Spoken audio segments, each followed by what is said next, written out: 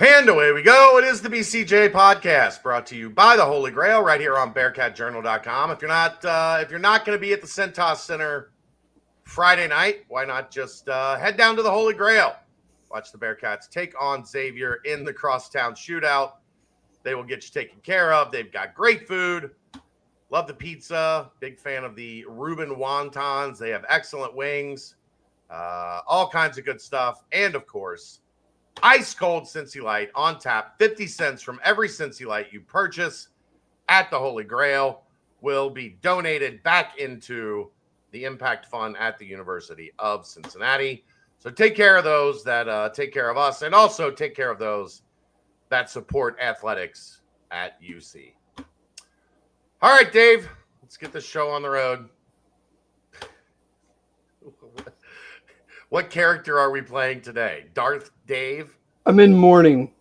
You're in mourning. What are you in mourning for? Another football season is over. It makes me sad. It makes you sad? Is that why you've been grumpy lately? It could be. Other things are making me more not sad. There are a couple other emotions you could give, but yeah, pretty much. Just I get it. I like football, and I'm sad when it's over. I mean, you still got a bowl game. Yeah, don't even. Don't even. You're not excited about conference championship weekend? I mean, I am, but none of my teams are in it. So, I'm excited about the fact that the line for the Ohio State-Indiana game seems to keep going down because I don't understand that at all. Indiana might surprise you, Dave. You never know. Yeah, they might. Or they might get their doors blown off. We have a ton to get to today. Signing day, Crosstown Shootout. Dave's got a speech he wants to give. I do. So where do you want to start, Dave? I'll let you spin the wheel. Where do you want to start? Let's start on signing day. I mean, that was today. That's the news of the day. There's no point in not starting with the news of the day. Yeah, I did want to also, before we get into that, the ticket thing today. Look, I get everybody's mad, but that doesn't mean that anytime something happens, it's your path to go on the attack.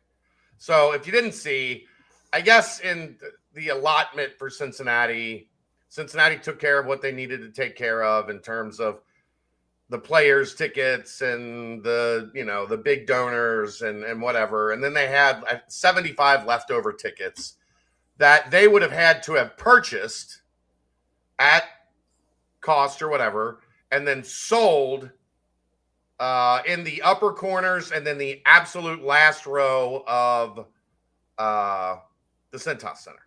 And Cincinnati said, thank you, but no thank you. We don't want to pay the $10,000 or whatever it was for these 75 tickets. Because, you know why they said that, Dave? Why? Because the tickets are going on the secondary market for $60. And if you want to get in, you could get them for significantly less, 40% less than what Cincinnati would have had to sell them for. Right. So Cincinnati said, no, thank you. They returned the tickets to Xavier. And then Xavier put them on the market for $75. Mm-hmm. Because Xavier knew they were not $110 tickets. So, look, everybody. Everybody's you mean sitting in the last row of the Cintas Center isn't $110 value? Dave, they put me, the last time I went to a game there, they put me at a fold-out table with a picnic chair behind the last row of the arena. Yeah. There's on the one end where it doesn't wrap all the way around, you have that last row and then the seat up against the wall. I'm sure that's one. I mean, it was lower level, but yeah. I mean, you're in the corner of all. I mean, I get it. I understand both sides of it actually, because I understand UC, but I also understand fans that are you didn't I would have bought a ticket from you for that. No, I think fans would have been like, why is UC selling these for $110 when I can buy them on the secondary market for $60? They're trying to rip me off. I guess 75 tickets to me is, I'm with you on it. Like, people, like, I actually had someone ask me about it today, and I'm like, I don't care, because I wouldn't want to pay $110 to sit in the last row anyway. Of any arena. Right. Yeah. So I'm just, it's one of those things that becomes a bigger deal. Again, maybe we'll get to this, and maybe it's not even that, but it just becomes a bigger deal because it's like, all of a sudden, here's this info with no back to context. it. Yeah. No context. Fans are going, well, why didn't they offer these up? Well, I mean, even if, right, out of one breath, they're mad they didn't offer them up, but out of the next breath, they would have been like, I'm not paying $110 to sit there. What do you think? I'm crazy? So it's like, again, it's the can't have it both ways type of situation. But when you're kind of in this, I don't even know what the correct adjective is to use, but when you're kind of in this spot that you're in right now, where everybody's just, whether they're a little on edge, a lot on edge, angry, apathetic, sad, whatever. I mean, you open yourself up. I mean, this is what you get, essentially. And I don't think we need to belabor the point much longer. But yeah, I mean, I wouldn't want to pay that. I wouldn't pay $30 to sit there, let alone $110. Right. I mean, I've never gone to a UC Xavier game at Cintas, and I'm never going to, so it's kind of a moot point. But I mean, honestly, the last time when they moved us, we used to be on the floor, and then there was like another media section that they created. That was fine. It's like in the middle of the arena. When they put me in the last row, I just said I'm not going anymore. Like, I'll just watch from home or watch from the Holy Grail, whatever it is. I don't need to go there and watch the game from the last row. Like that. No, I'm in a hard pass on that. So I stopped going. So yeah, if you don't want to sit in the last row, I get it. Do they make all opposing teams media sit where they made you sit? I would guess probably not, but I would also guess that they have more media at the shootout than, unless they're playing like a UConn or whatever. Like that's probably it is for UC. It's local. Every TV station's there. Everybody's there. So I would assume it's probably, a heavy request for press credentials. But I mean, the Xavier folk, when they come to Fifth Third Arena, sit where all the media people sit. Mm-hmm. So that's fine. I'm sure they looked at my name and said, up in the last row, and that's cool. But I just decided I wasn't going to go anymore. Is what it is. But yeah, I just wanted to get that out of the way. Like there was no win for UC here. Like, okay, you let your ticket holders know that you have these seats, and then when they find out how much they cost and they cross-reference them to the secondary market, well, UC is trying to rip us off, or they just politely say, we're not going to give you $10,000 for these tickets that we're probably not going to be able to sell. Right. I think they picked the right thing, personally. Yeah. But we'll get back to some other stuff and plenty of Crosstown Shootout talk here in a little bit. But it starts, Dave, with signing day. I guess the place to start is they were able to hold on to their number one recruit. Take that, Pat McAfee. Lance Dawson, 4-star guy. He's listed as a offensive lineman. No, not anymore.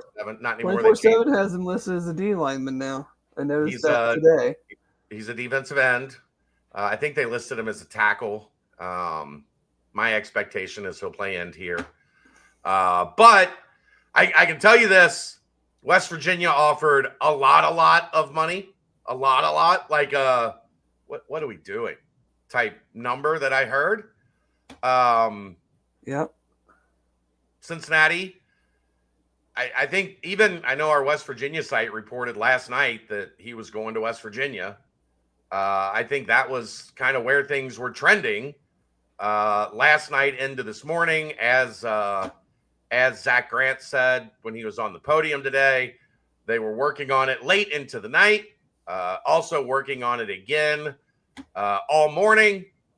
And at 2:00, it was released that Lance Dawson signed with the Bearcats. Dave, this is a good sign because we have had, over the past 2 cycles, felt like whoever the top couple guys in the class were ended up not being in the class at the end of the cycle. They were able to hold on to Dawson, who just got, 2 weeks ago, got bumped up to a 92, which is a pretty high 4-star. Yeah. Usually 90 is the start of a 4-star. That's comfortably 4-star. Comfortably 4-star. So good job by this staff. They need help along the defensive line. You do that by getting talented bodies in. Dawson fits that mold. Yeah, I mean, they need, as we've seen the last couple of years. I mean, they need, and again though, what is realistic in expectations of? I mean, they talked about it today. The development needed for offensive and defensive linemen. Yes, they need bigger body, better defensive linemen. But what is the expectation of true freshmen or redshirt freshmen to make an impact? That's TBD. But that's not something that has typically happened here. Yeah.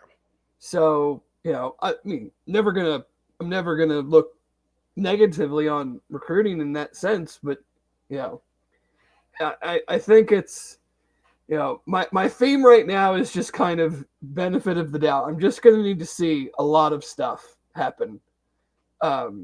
We'll get into more details of the recruiting, but whether it's recruiting, whether it's on the field, whether it's program centric, whether it's athletic department centric, whether it's basketball, you don't have any benefit of the doubt left for me, at least. So, love keeping Lance. I mean, it's an Ohio kid from a school that you have good relationships with. I mean, you've signed a kid. I mean, horrible what happened to Jeremiah Kelly, but you signed a kid from Avon 3 years in a row. So you clearly have connections there and have built up that relationship. And so keeping him is vital. It's vastly important. Like you said, I mean, you look back at last year's recruiting class, and who knows what those guys did, if they played at all, what they're going to be. That's all unknown. But if you look back at last year's class, there were about 8 or 9 kids that decommitted for other Power 4, Power 2 schools that were all it's not 1 through 9, but every one of those kids was 87, 88, 89, 90. They were all the top end of the class. Yeah. And that was my big issue previous, was it felt like Zach, Carter, and those guys were doing an exceptional job of identification. But it's up to the coaches to do the retention. The recruits can talk about how much they love Cass and Tech and his great relationship building and Carter, but they're not playing for those guys. They're playing for the coaches, and they're doing a great job of identifying players. They got to do a better job of keeping them. Yeah, and it felt like they did do a better job this year. There were way fewer decommits. Well, we're dealing with last year that wild west, like this settlement is coming. Sure. And we have to spend all of our money, and so we're just gonna, I know for a fact there were guys coming back with numbers last year that was like, all right, well, good luck. We cannot give you that. So if you're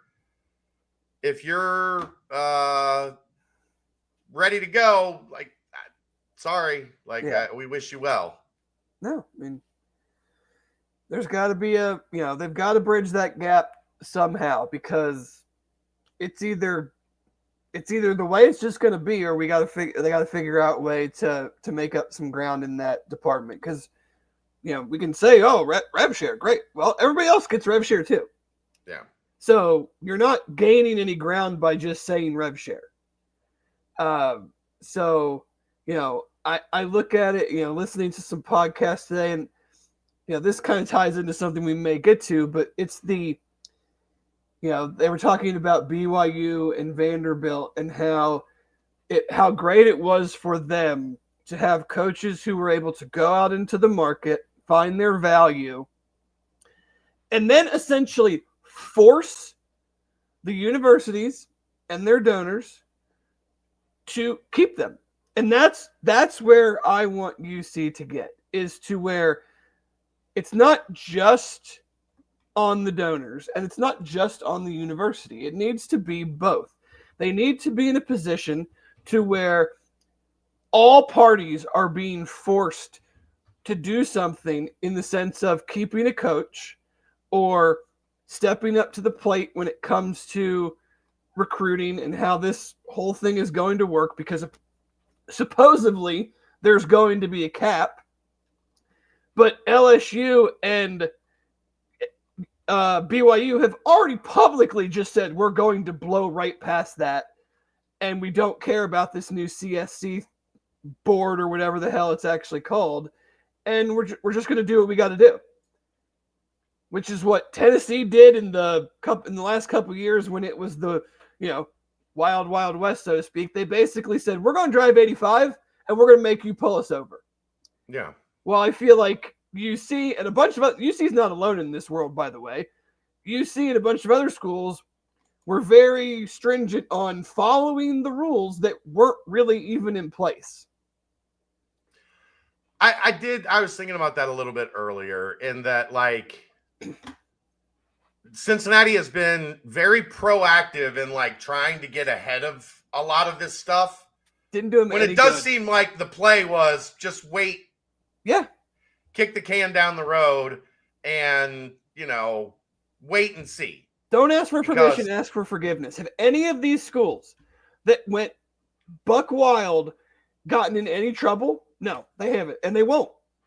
And I'm not saying the UC should have done anything against whatever rules were in place at the time, but they have, from the top down, a risk-averse program. And whether they had the money to even play in some of these sandboxes or not, they don't. They don't, but I find it hard to believe they couldn't at all. And I guess that's my little bit of. I'm not saying you're going to be Tennessee or Texas Tech. Like, that's never going to happen. Never, ever, ever going to happen. Unless I win the lottery, you win the lottery, someone wins the lottery, and it's just like, here's $100 million. I'm not giving them $100 million. But that's what I'm saying. You're never. It's my grits. I mean, you brought up a great point on one of the shows recently, that UC football in this generation is in its infancy compared to a lot of these programs. So the idea that we're just going to all of a sudden catch up to an SEC school or a school even in our own conference that has billionaire oil boosters, probably never going to happen. But I think what we're looking back on, in hindsight is always 2020, is that their idea of NIL, their idea of Cincy Reigns, of trying to do everything by the book and matching up things of, we want to make sure that we're giving money to someone who's doing legitimate work to earn it. And I'm not saying you should just hand out checks to freshmen with no responsibility attached to it. But I think we're seeing that, like, the people that did that or kind of did that or somewhat did that, there was no ramifications for that. So yeah, I mean, they got no bonus points for doing things on the up and up, basically, is what I'm saying. I will say, I think we're still a little too early into this to find out if anybody's going to actually get in trouble for it. Now, do I think they will? Probably not. I don't think they will, because they have all these new things in place. They're not going to retroactively go back 3 years and go, you didn't file this with this governing body, and they're going to go, well, this wasn't even a thing then. No, but there's West Virginia has promised just to this freshman class, well over $20 million. Right. They're doing the LSU BYU thing of there's a cap, we don't care. We'll see. We don't know that they're not going to get in trouble. I guess you and I have been doing this long enough. How many times does real punishment get doled out? Very, very rarely. Whether it's from the NCAA or whatever this new CSC thing is, or the Deloitte. I mean, I don't even know. There's so much crap going on that you don't even know what's what right now. Again, my point. You don't even know who's in charge. You don't even know who's checking these things. Just do whatever. You're not getting in trouble for it. Yeah.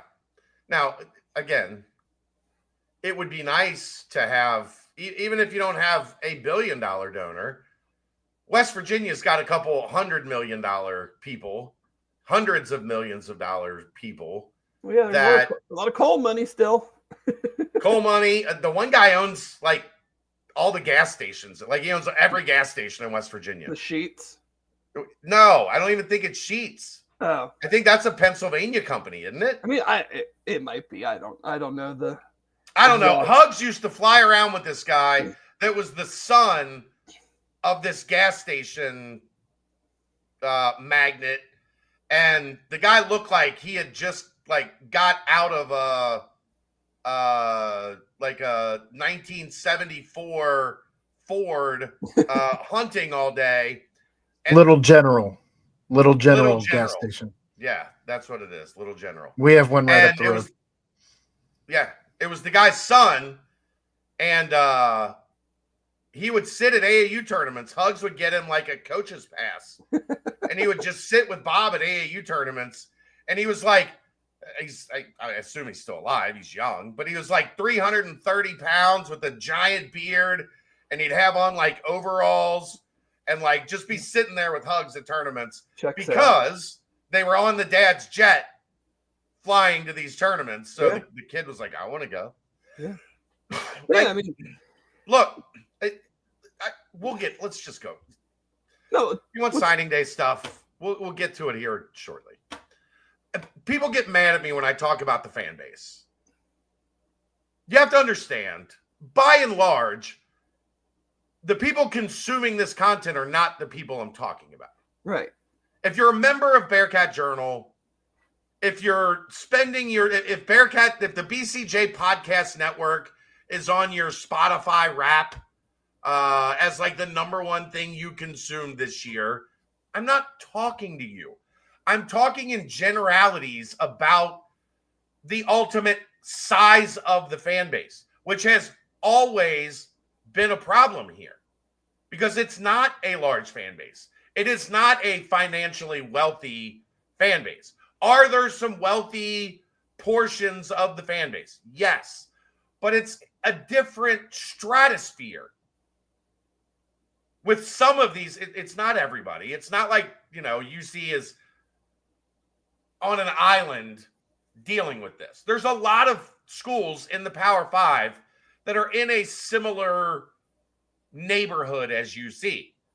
But the way that things are structured right now, it matters. Because BYU, when they want to get their coach, when they want to keep their coach, they can go to the church and get more money. They can go to the owner of Crumble Cookie and get more money. If they want to fire a coach, they can go to those people and get more money. And those people don't blink at that. Cincinnati doesn't have that. They don't have the option of, you know why everybody thinks these buyouts are crazy? Because Cincinnati doesn't have somebody to pay them. If you look at the buyouts for Scott Satterfield and Wes Miller, they're very tame in comparison to most of the rest of this level of the sport. But for Cincinnati, they're cumbersome because they don't have anybody that you can just call and go, hey, we kind of screwed up this coaching hire, and we really could use $14.8 million to fix this problem. Just we can compare the current coach to the last coach. They got hired at the same time. One of them's buyout is currently $12 million, and the other one is well into the 20s. and one's in the Big Ten, and they didn't have enough cash to make the move. So, like, when I talk about the Arizona game, or when I talk about the Louisville game at Heritage Bank Center or whatever the hell that place is called, it's not an indictment on the hardcore portion of the fan base, but it is acknowledging that Cincinnati's got a core like this, and you're competing with places that are triple and quadruple the size. And if you're going to compete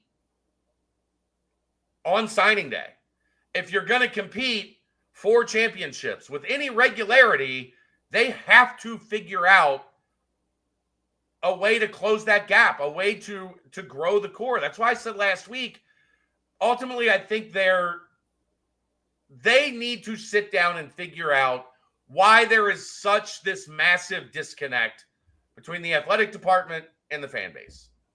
And I think a lot of it is communication, because outside of, we always appreciate John Cunningham coming on here, coaches coming on here, head coaches coming on here.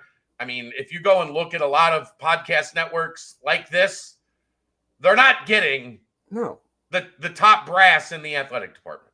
So we thank them for coming on here, but this can't be it. Like, there has to be a better level of communication. But I do think there's a problem with that also, Dave. Like, I think if they came out and said, I think you're never going to come out and say, we think this is a 3, 4, 5-year plan onboarding into the Big 12. You're never going to say that out loud. Well, I think when it comes to this type of thing, you are always better. I shouldn't say always, maybe almost always better oversharing your strategy than undersharing. Because if you want, like, I try to just break this down as basic as possible. UC is the business. I am the customer. Yeah. Athletics are entertainment dollars. Yeah. If you're not going to tell me what your plan is at all with my money, why am I going to give you my money? And that's fair. That's like, I'm going to go into a restaurant, I'm going to pay $100 for a dinner, and I don't know what I'm going to get served. Would you do that? But here is my point on the flip side. While that is true for you, at a lot of places that UC is expected to compete with, there is a much larger number of fans that say, I'm giving my money no matter what. Right. I don't care. If things get terrible and they're 2-10. But that is not UC, and it's never been UC, and this administration has been here since COVID, and they still haven't figured that out? I don't know what to tell you on that front, because this is very hard for me because this is not my business. This is your business. I'm just here to piss people off, apparently, in the athletic department.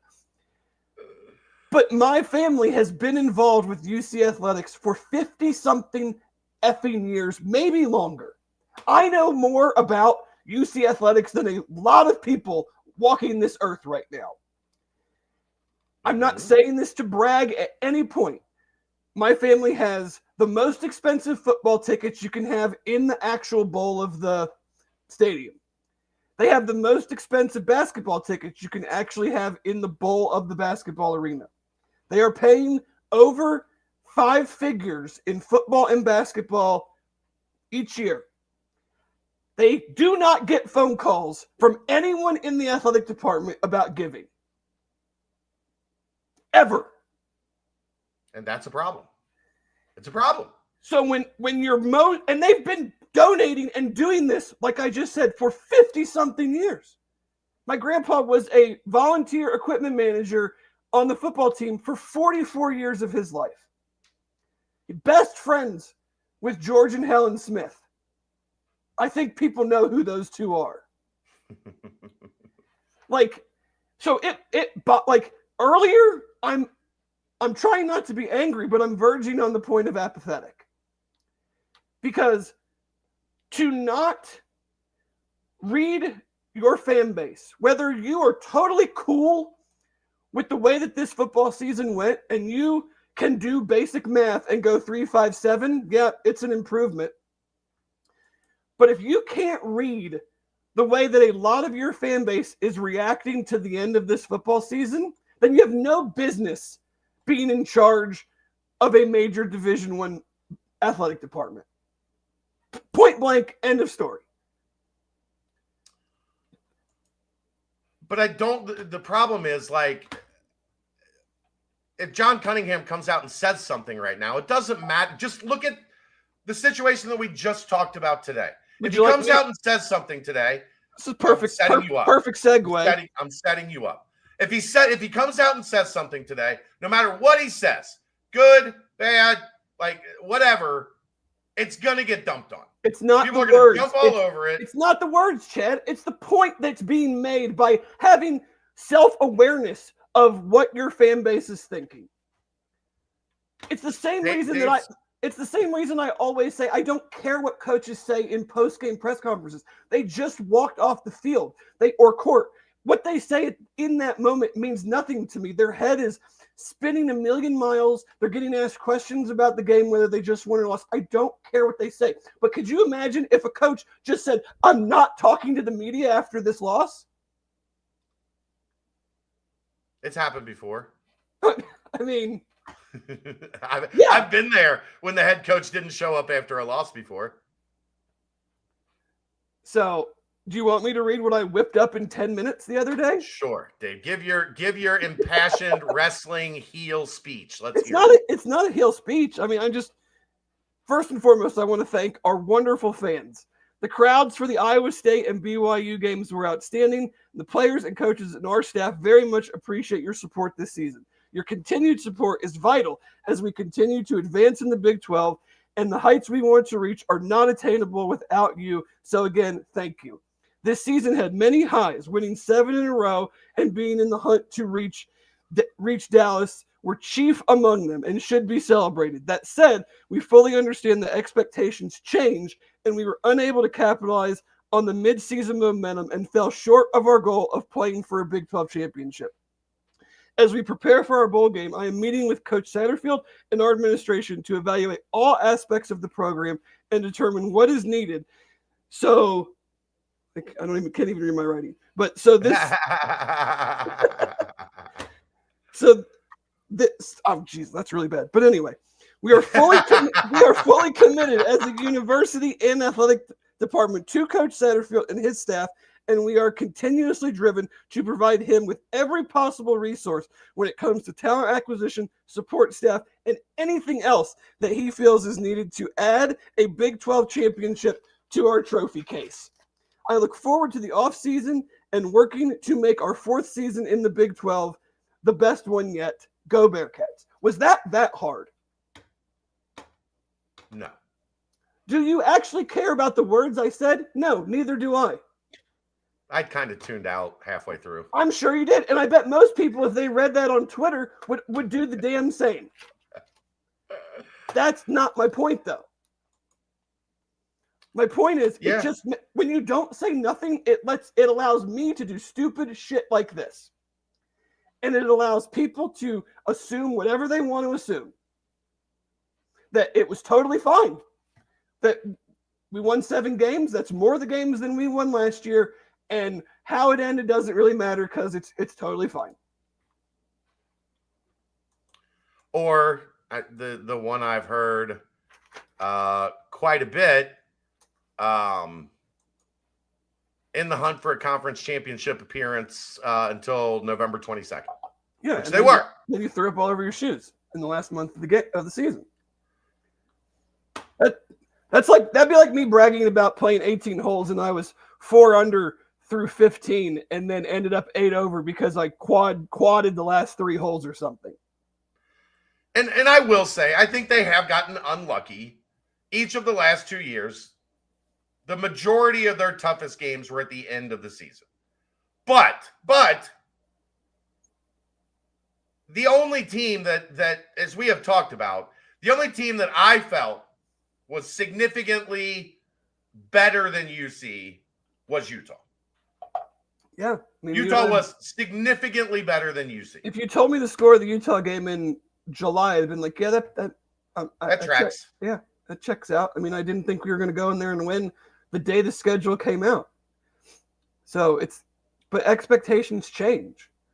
And you can't say we put ourselves in position to go to Dallas and then turn around in the next breath and go, well, but if those games were sprinkled into the schedule a little bit differently and we went 7-5, but we didn't end with a 4-game losing streak, then people would feel different. Well, yeah, and if I was 6'7", I could probably dunk, but I'm not.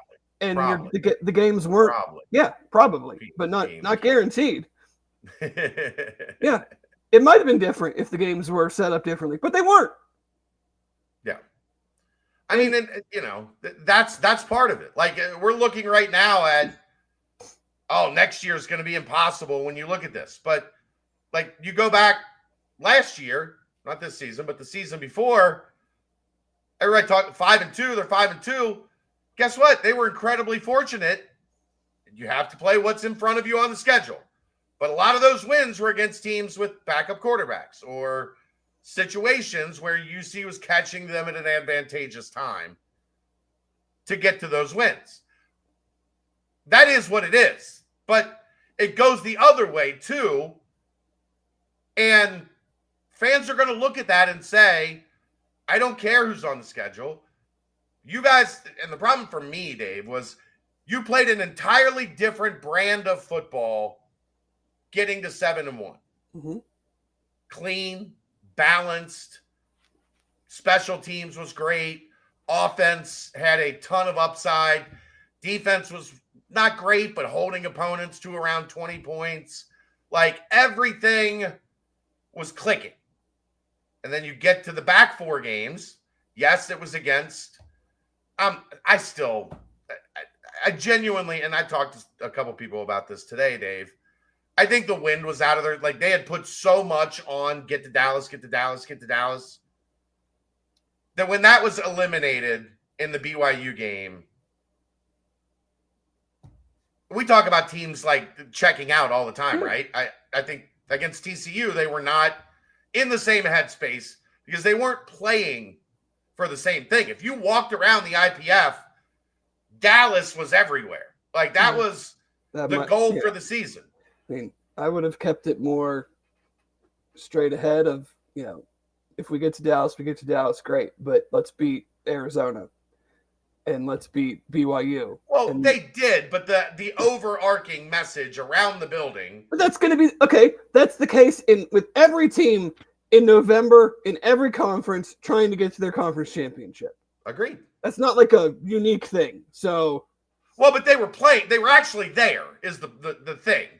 When you're sitting at 5-0 in the conference, right? I mean, everybody that's ranked, everyone that's in that same position. Yeah, and then things kind of fell apart, and then they pooped all over themselves in Fort Worth. That's not to make an excuse for it, but that's sports. We see that stuff happen all the time. And I say all these I do not actually I am not one that is necessarily advocating for a change to be made at the head coach position, because I think that would be fiscally completely irresponsible right now. To pay a $12 million buyout to then who knows how many of the assistants have some level of buyout that you would have to pay in there. I don't know. Usually they're 1 or 2 year contracts, but and then potentially pay another buyout to somebody else, hire another new coach, hire on I am not really for that right now. My frustration is more in the, I'm not going to say I told you so, but kind of told you so, that this is what you were going to get. You said 6-6. They were better than that, Dave. I mean, in general terms, I mean, of course, it would be very bad business on my part and on our part if the second that I'm always willing to. I mean, shit, I gave John Brandon a chance for God's sakes. I'm always going to give coaches a chance to prove me wrong, prove me right, prove me wrong. But yeah, and look, you can hate it. Me coming on here from the jump and just being like, this was the worst decision ever. Like that doesn't help anybody. It certainly doesn't help us try to get coaches to want to be a part of our network. My job is content, Dave. We need content. Right. So I'm not like, but if there aren't some staff changes, then to me, that is just saying we just think everything's fine. We just need, we need better players. I'm not as caught up in that as I am philosophy, especially on defense. Well, it's hard to get a new philosophy if you don't have new coaches. Not necessarily. I mean, they don't. Not necessarily. Tigers don't change their stripes very often, man. You kind of run what you know and what you run. Yeah, but there's ways to run the defense with the same alignment and run it philosophically different. And we saw that. My thing is, we saw them do that at points, and it worked. And then they reverted back to playing patty cake, essentially. Yeah. So I just want way more of a clear direction from the people that are in charge. You want me to give you money, okay? What is it going to? What are we doing? What is good? What is not good enough? What are we trying to fix? What do you need? Like, it's a collective. We use the word. I'm using the word collective, not in the sense of like NIL, but like it has to be. Hey, here's what we're doing, and here's how you can help us get there. Yes, I think that is right now the biggest challenge that faces the university is that there is absolutely a disconnect between administration and fan base. Those two things are not on the same page. And when they're not on the same page, you're swimming upstream. Like we keep seeing all these schools. Boston College just did it. Wisconsin's done it. Michigan State made a coaching change, but they're saying it. Maryland's doing it. They're all saying it because they were ass. No, but what I'm saying is they're all air quotes. We're gonna commit more, commit more resources, blah, blah, blah, blah, blah. What that means, who the hell knows? But there needs to be from UC an idea of you don't have to get down to the nitty gritty and say, give me a P&L about where you're spending line item, the money. Like, but like, okay, you moved the Nebraska game and you made a bunch of money for it. What's the harm in saying how much money we made from it and this is what we did with it? Yeah. Because that might alleviate some of the people who are like, that's the dumbest thing that they ever did. Yeah. What's the harm in that? We made $6 million more dollars than we would have made having the game at home or in Indy, and here's what we did with the money. Is that like okay, great. That makes me feel a little bit better about it. Now the Louisville thing, I understand your point on that, but my point on it is they know and have known for a long time that UC fans do not want to go there. So why do you keep sticking a game? It's almost insulting to go, we know you hate this. Here, take another spoonful of it. I mean, I've told you why. Because it allows them to pay the players more money. Okay. So that's fine. How much more are we talking? Those numbers will never see the light of day. Right. But I mean, I guess you'd have to FOIA. I just think that's where fans come from. Like there needs to be a middle ground of we need to support our programs no matter what. I'm totally on board with that. But there also needs to be some concession from the university of, hey, we know you guys hate this, so we're going to do this other thing to make up for the thing that we're asking you to do here. Kind of like we moved the game to Nebraska or we moved the game to Kansas City, and we know you don't like that, but now we're going to schedule this really cool home-and-home non-conference game. Instead, we get West Georgia and Boston College and When's the last time a Power 4 Eastern home and Michigan football was and announced? what's that? I don't know. Boston College, 2019. The Bone Zone.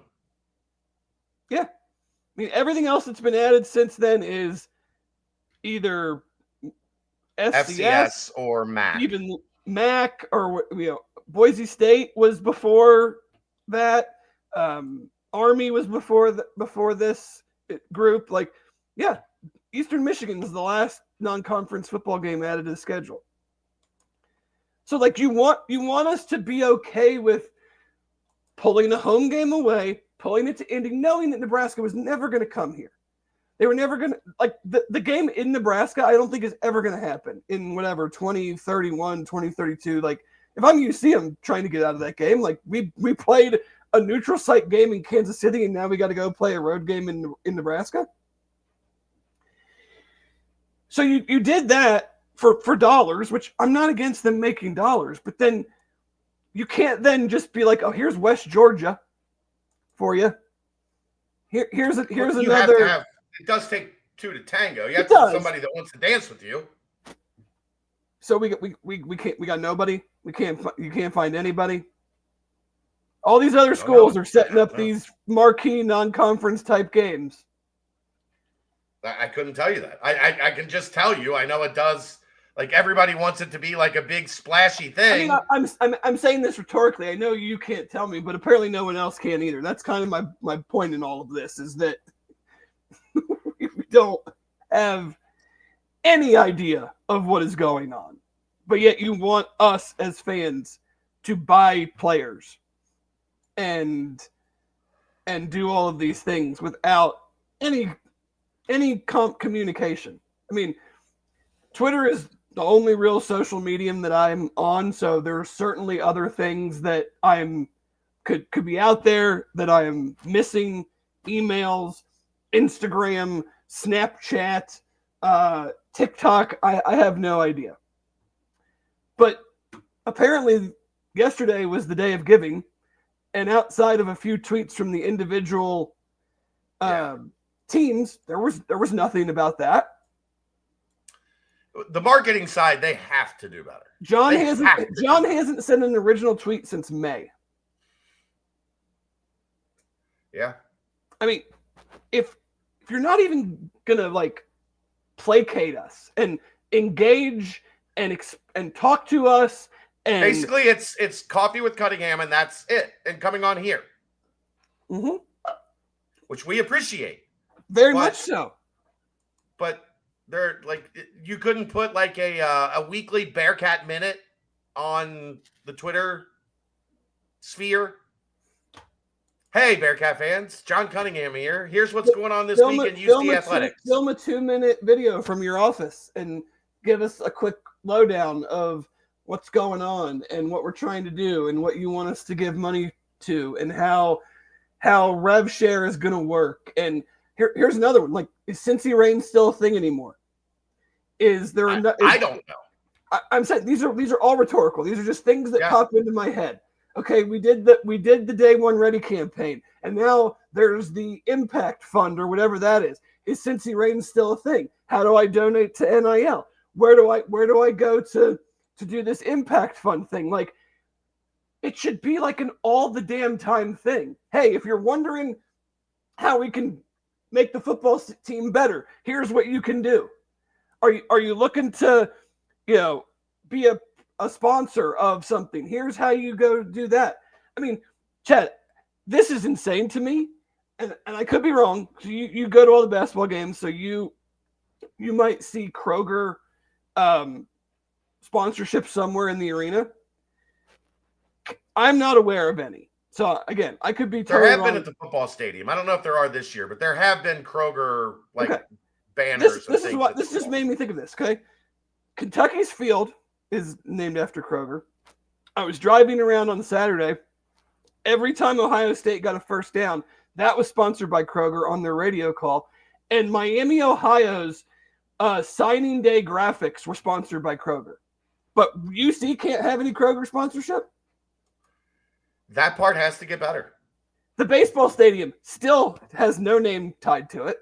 Yeah. Must be the hardest thing in the world to get somebody to pony up a few $1,000,000 to name the stadium after them or their business. And I mean, if I recall, the Fifth Third sponsorship for the arena was like pennies on the dollar for like a 30-year deal. It was like, Arizona just signed a massive casino deal, like 20 years, $60 million or something, to sponsor their football stadium, to naming rights to their football stadium. It all comes back to you're the business, I'm the customer. You're not doing enough, in my opinion, to warrant me giving you my dollars.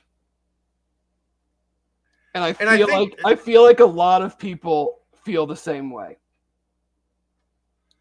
I think, Dave, also, if there were more of that stuff, we just signed a huge deal with, I think the last thing I remember was TQL. They did sign a big deal with TQL. Yeah. They made a big deal about that, as they should.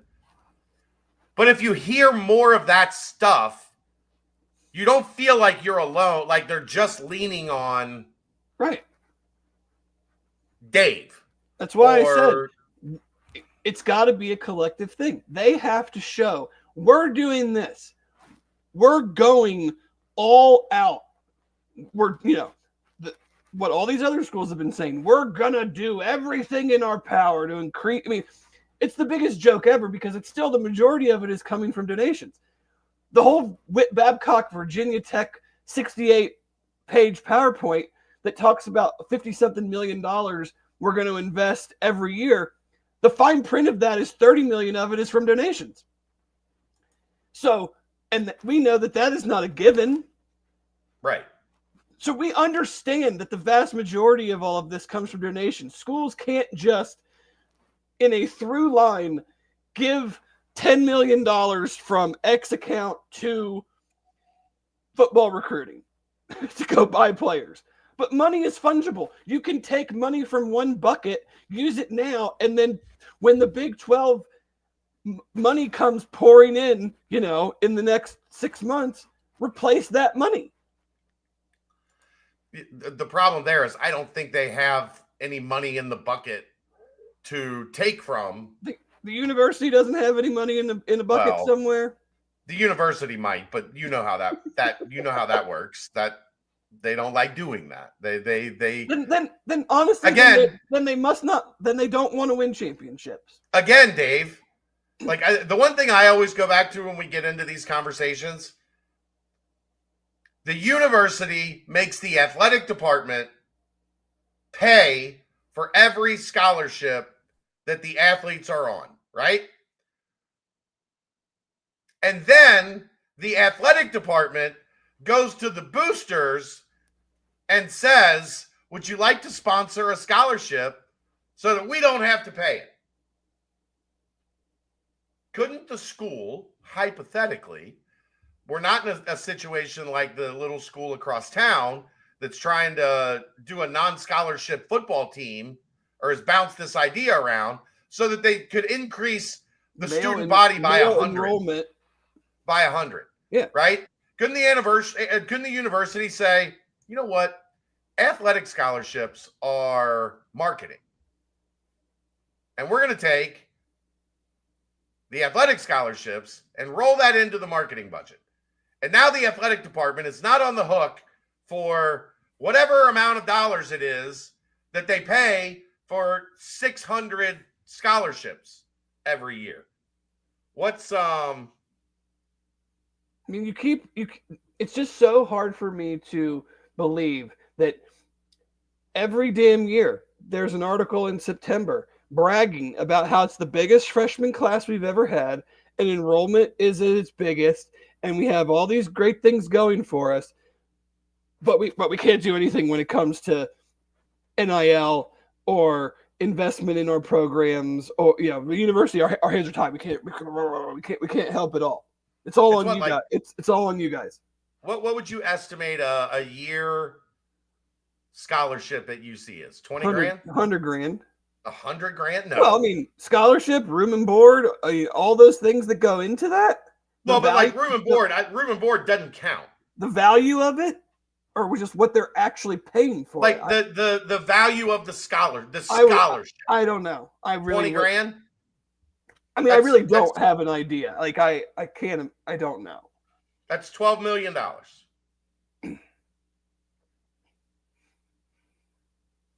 I mean, I don't know. This is. You don't think that like we know.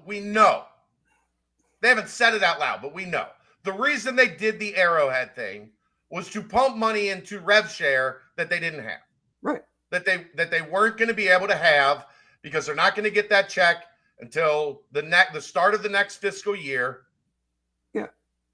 So they needed money for rev share. Yeah. You think that $12 million for scholarships couldn't have gone into rev share? I would have helped a little bit. Yeah. I mean, it just, you know, and again, I don't want to, I mean, I'm just a dude doing a podcast.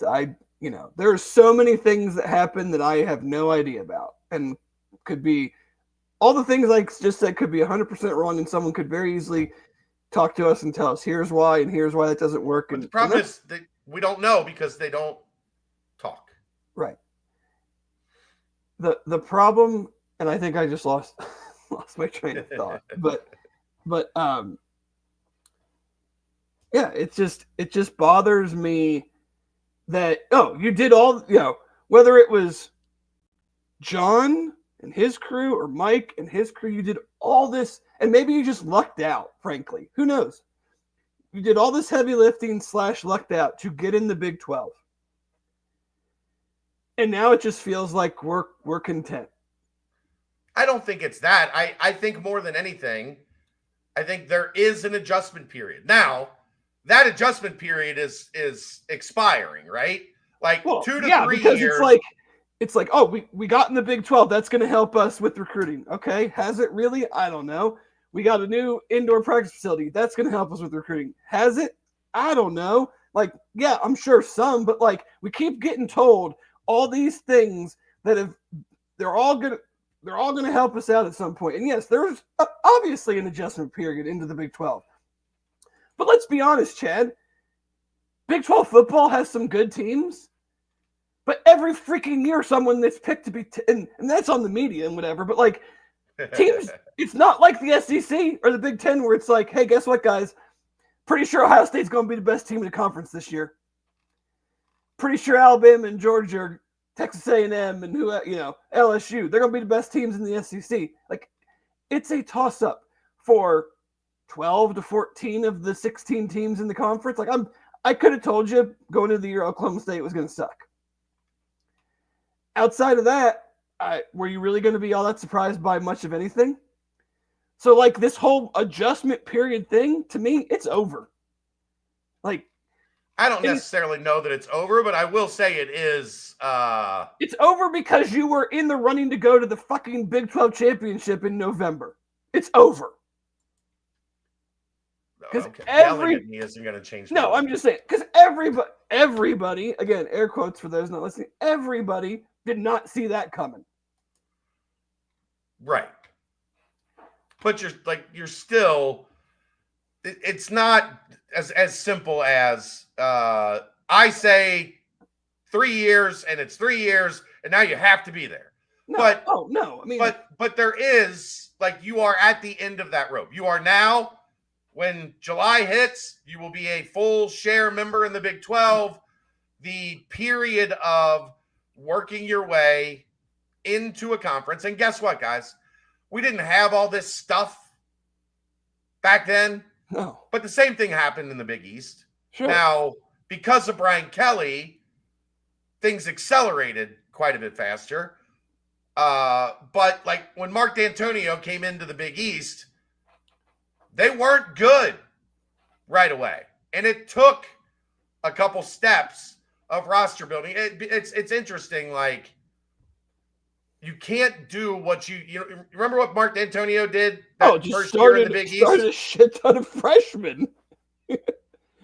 He said, "All right, Mike Mickens' class with Mickens and Haruki." It was all the youngest dudes. defense in the country. It might have been the youngest roster in the country, but I know for sure. You give up 50 a game if you tried that now. Right. West Virginia is apparently going to do it in some way, shape, or form. They just signed 40 freshmen, and from my understanding, they aren't done. Yeah. Like over half of their roster is going to be freshmen.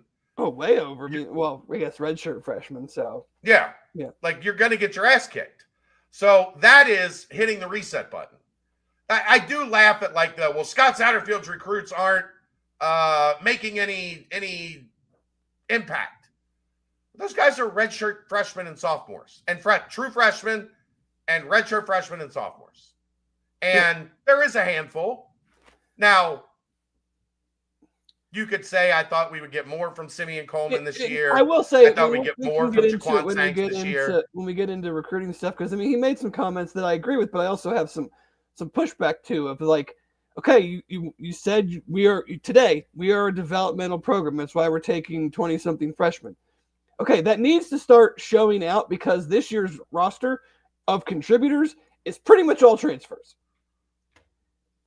So that needs to start being holding true. Okay, because I agree. UC is a developmental program. But then if they portal in a whole bunch of more dudes and those end up being the guys that are playing a lot next year, then either you're not recruiting the right guys or you can't develop them well enough. Yeah, I mean, you let's see. 24. We've seen Daniel James, who I thought had a pretty good, was he perfect? No. But if you look at some of the analytics and you watched him play, I think he has proven to be a guy that you're going to have some trust in. He wasn't really that much worse than the transfers that were hyped up and that they brought in. Right. So as a first-year guy. And I'm just looking at the top of the list, right? Yeah. Daniel James, I think he has potentially a bright future. Gavin Grover, potentially a bright future. Dakari Anderson's is leaving. I guess he posted that yesterday. No, but Marcavius earlier today. Marcavius Sabor. Garrison, no, he's not even around anymore. No, Monte Wheaton. He's on his third school. Yeah, Monte Wheaton. He played some this year. Gonna have to see a big jump. Devin Zahersky. Gonna have to see a big jump. Simeon Coleman and Marquez Parker. They played a lot of football. Okay, now you're veterans. Gonna have to see a pretty big jump. But if you look, Dave, Jaquan Sanks, there's quite a few guys in that class that were on the field a lot this year. Yeah. Now, were they great? No. But there are names there that are going to have to step up into, okay, now these guys are our upperclassmen guys. Now these are our third year in the program guys. They're going to have to start, instead of the transfer portal, they're going to have to take a step and start being the backbone of a defense that has to be improved from what we saw this year. We obviously know that there's going to be portal kids coming. I mean, they need some portal dudes again in the secondary. They need some portal guys on the defensive line. But those guys in the 24 and 25 class, if this really is going to be a developmental program, those guys got to start playing and be impact players. Yeah, and I think it's fair to look at that 25 class. I mean, we got to see some Zion Johnson at the end. He was the number 1 rated player in the class, 4-star, 90. Chance to be a dude. I think he's got a chance to be really, really good. Yeah. We didn't see any of Gio. Didn't see any of Patrick Williams. I don't think that was a Gio thing. I just think the receivers on the whole played well. But if you're looking at this group, almost all of them redshirted. Yeah, he needs to be in the, I would say, next year, he needs to be in the Isaiah Johnson, Noah Jennings type situation.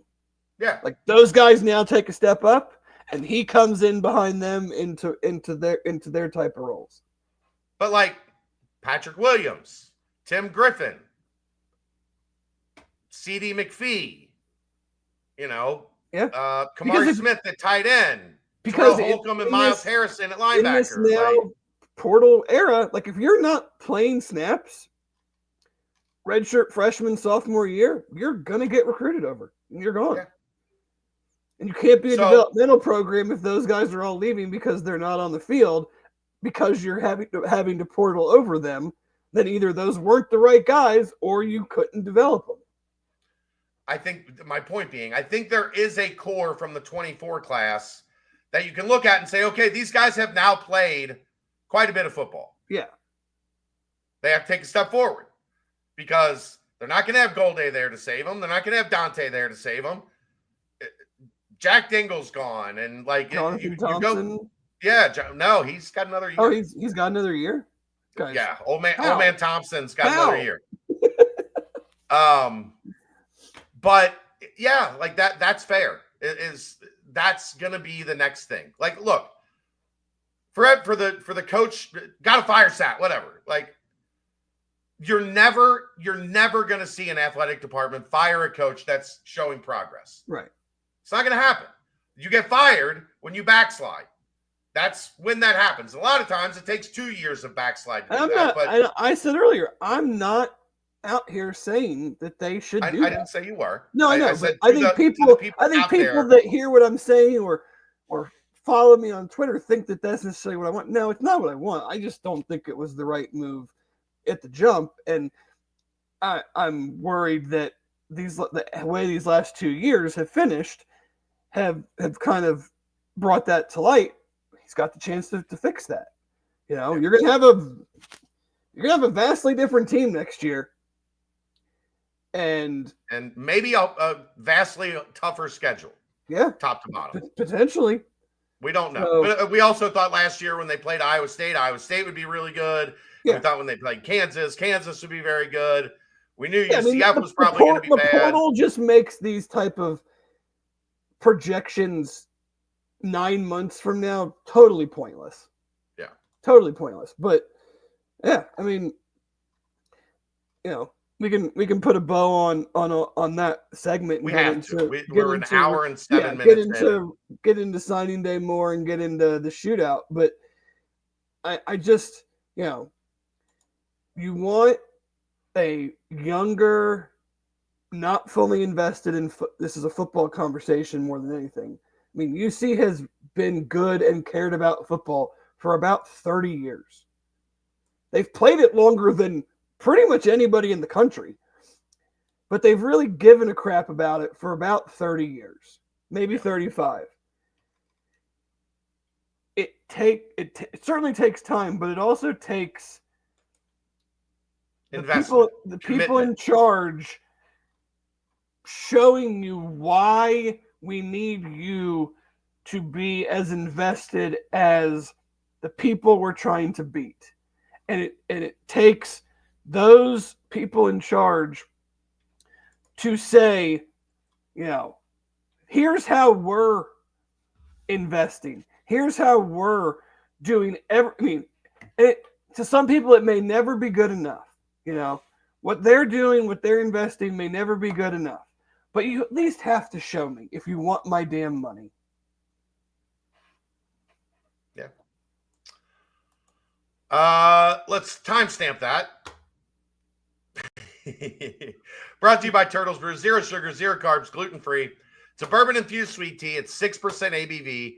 They have 5 great flavors. Lemonade tea, strawberry mint, cherry lime, raspberry peach, orange vanilla.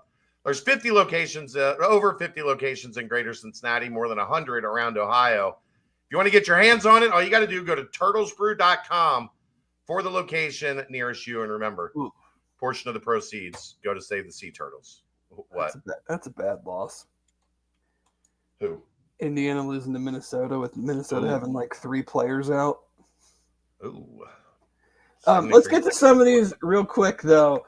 We gotta also. Oh, go ahead. Sorry. Gotta also. Home Field Apparel, our longtime partner.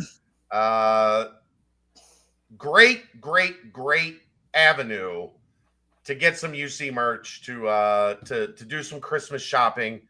Just go to homefieldapparel.com. I went 2 days ago, maybe yesterday. It was Monday. Got some stuff for the girls, a crew neck, got a hoodie. They have the best vintage Bearcat apparel on the market. They've got everything. Like I said, hoodies, joggers, quarter zips, jackets, game breaker jackets, pullovers, you name it, it's there. T-shirts, socks, hats, anything you could ask for. Go to go to homefieldapparel.com.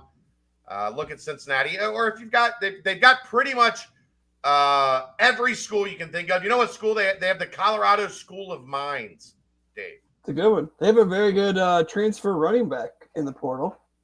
Yeah, maybe you'll dip into the Colorado School of Mines.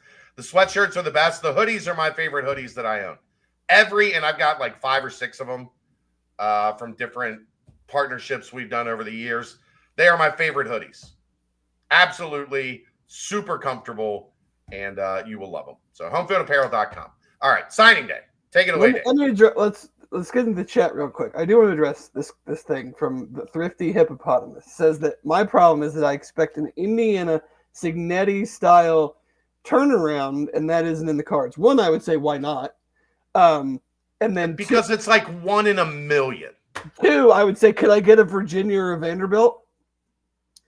2 programs that have never cared about football. Decided we're going to start caring about football. Wow. Look what's happening. You know, there's also been like 4 times in the past 20 years that there have been people covering other schools going, can I get a Cincinnati type turnaround? They made the right hire. Things took off. Yeah.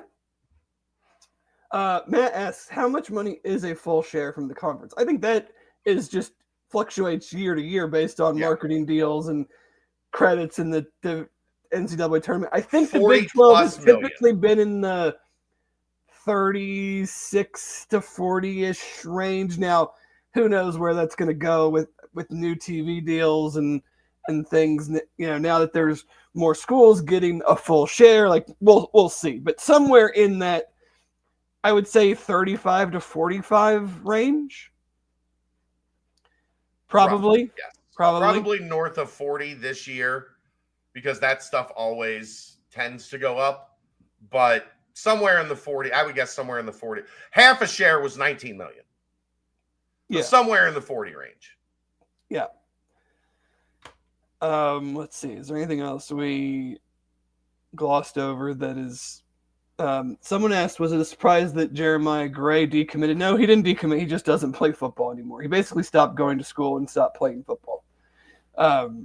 Same questions for Xavier Anderson. Xavier Anderson is from West Virginia. His brother is there. It was always going to be a tough deal. I'm honestly surprised he committed here to begin with. And stayed committed for as long as he did. All the way to signing day, yeah. Let's see, anything else? All right, we can talk about signing day. Real quick, how do you feel about Sat getting rid of play calling duties and be more of a CEO coach? It's not happening. Not happening. I like to try to live in reality, and it's not happening. It's just not good. That's not how it works. They had a successful offense this year. This is certainly not the year that the guy that calls the offense is going to do some genuflecting and say, I probably should turn it over to somebody else. No, probably not. Probably not. I mean, they even with the struggles towards the end of the season, I still think they finished in the top 10 in yards per play. Yeah. Which is a pretty good barometer of is your offense good or not. Right. Okay, signing day. Go. Where do you want to start? Just players in general, comments from Sat and Zach. Like, how do you want to? Player like who do you look at? Who do you get excited about in this class? Offensive line always. I think Nick Cardwell does a great job. I think he's a great evaluator of talent, and I think he's a great developer of talent. And we have examples of that with guys like Evan Tankerstall. Young guys that have come in and developed into really good players. I mean, 5 more guys signed up. You can never have enough offensive linemen.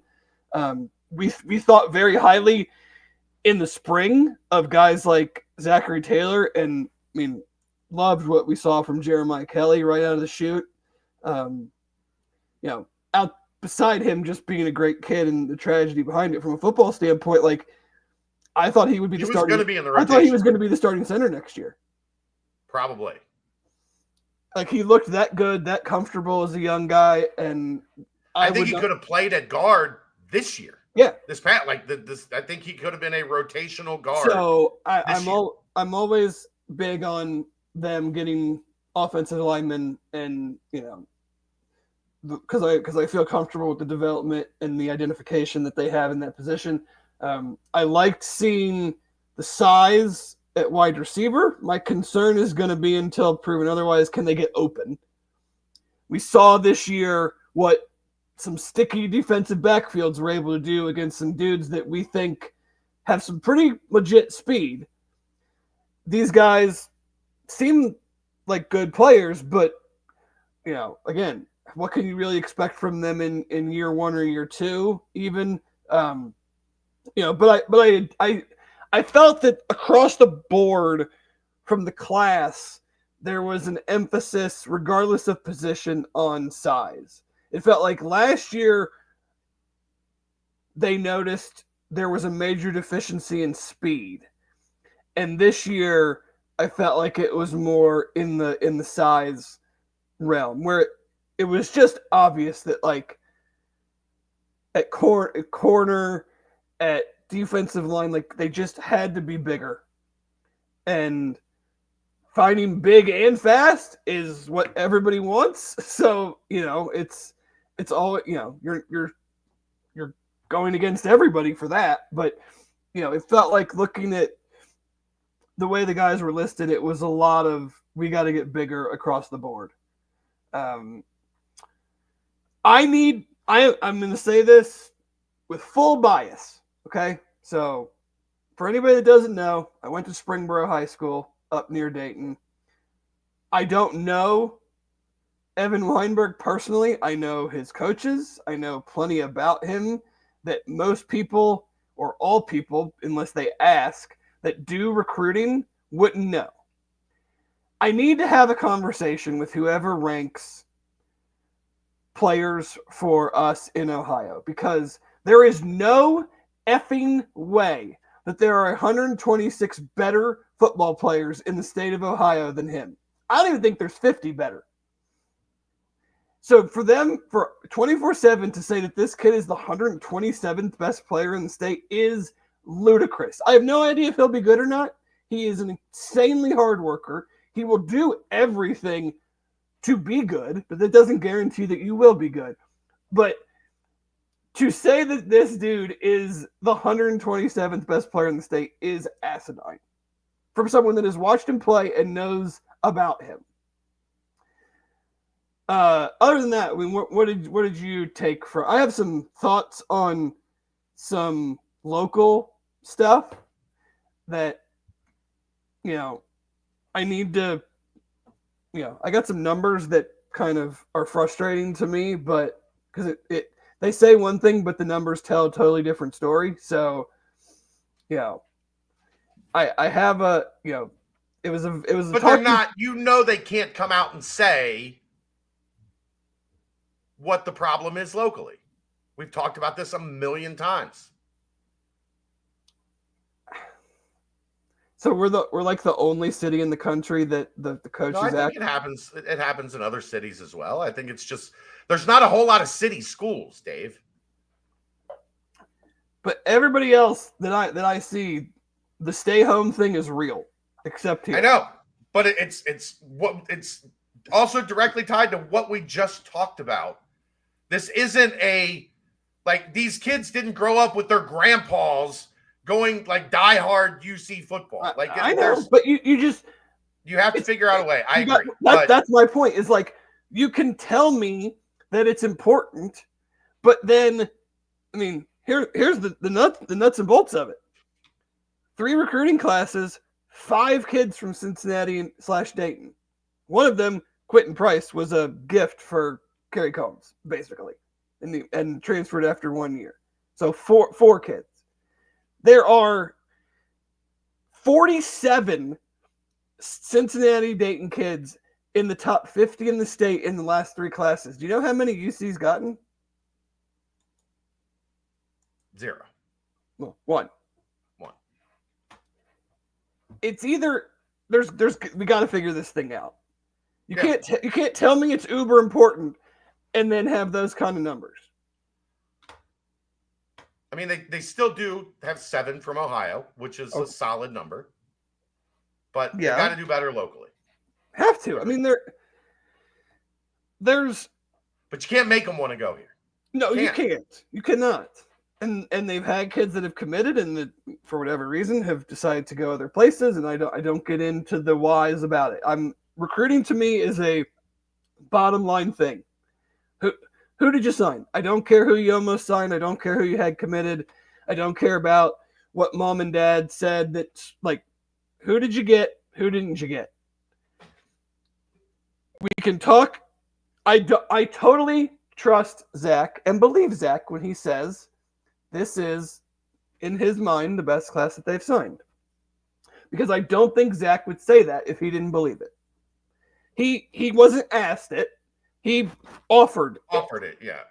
So I don't think he would say that if he didn't believe it.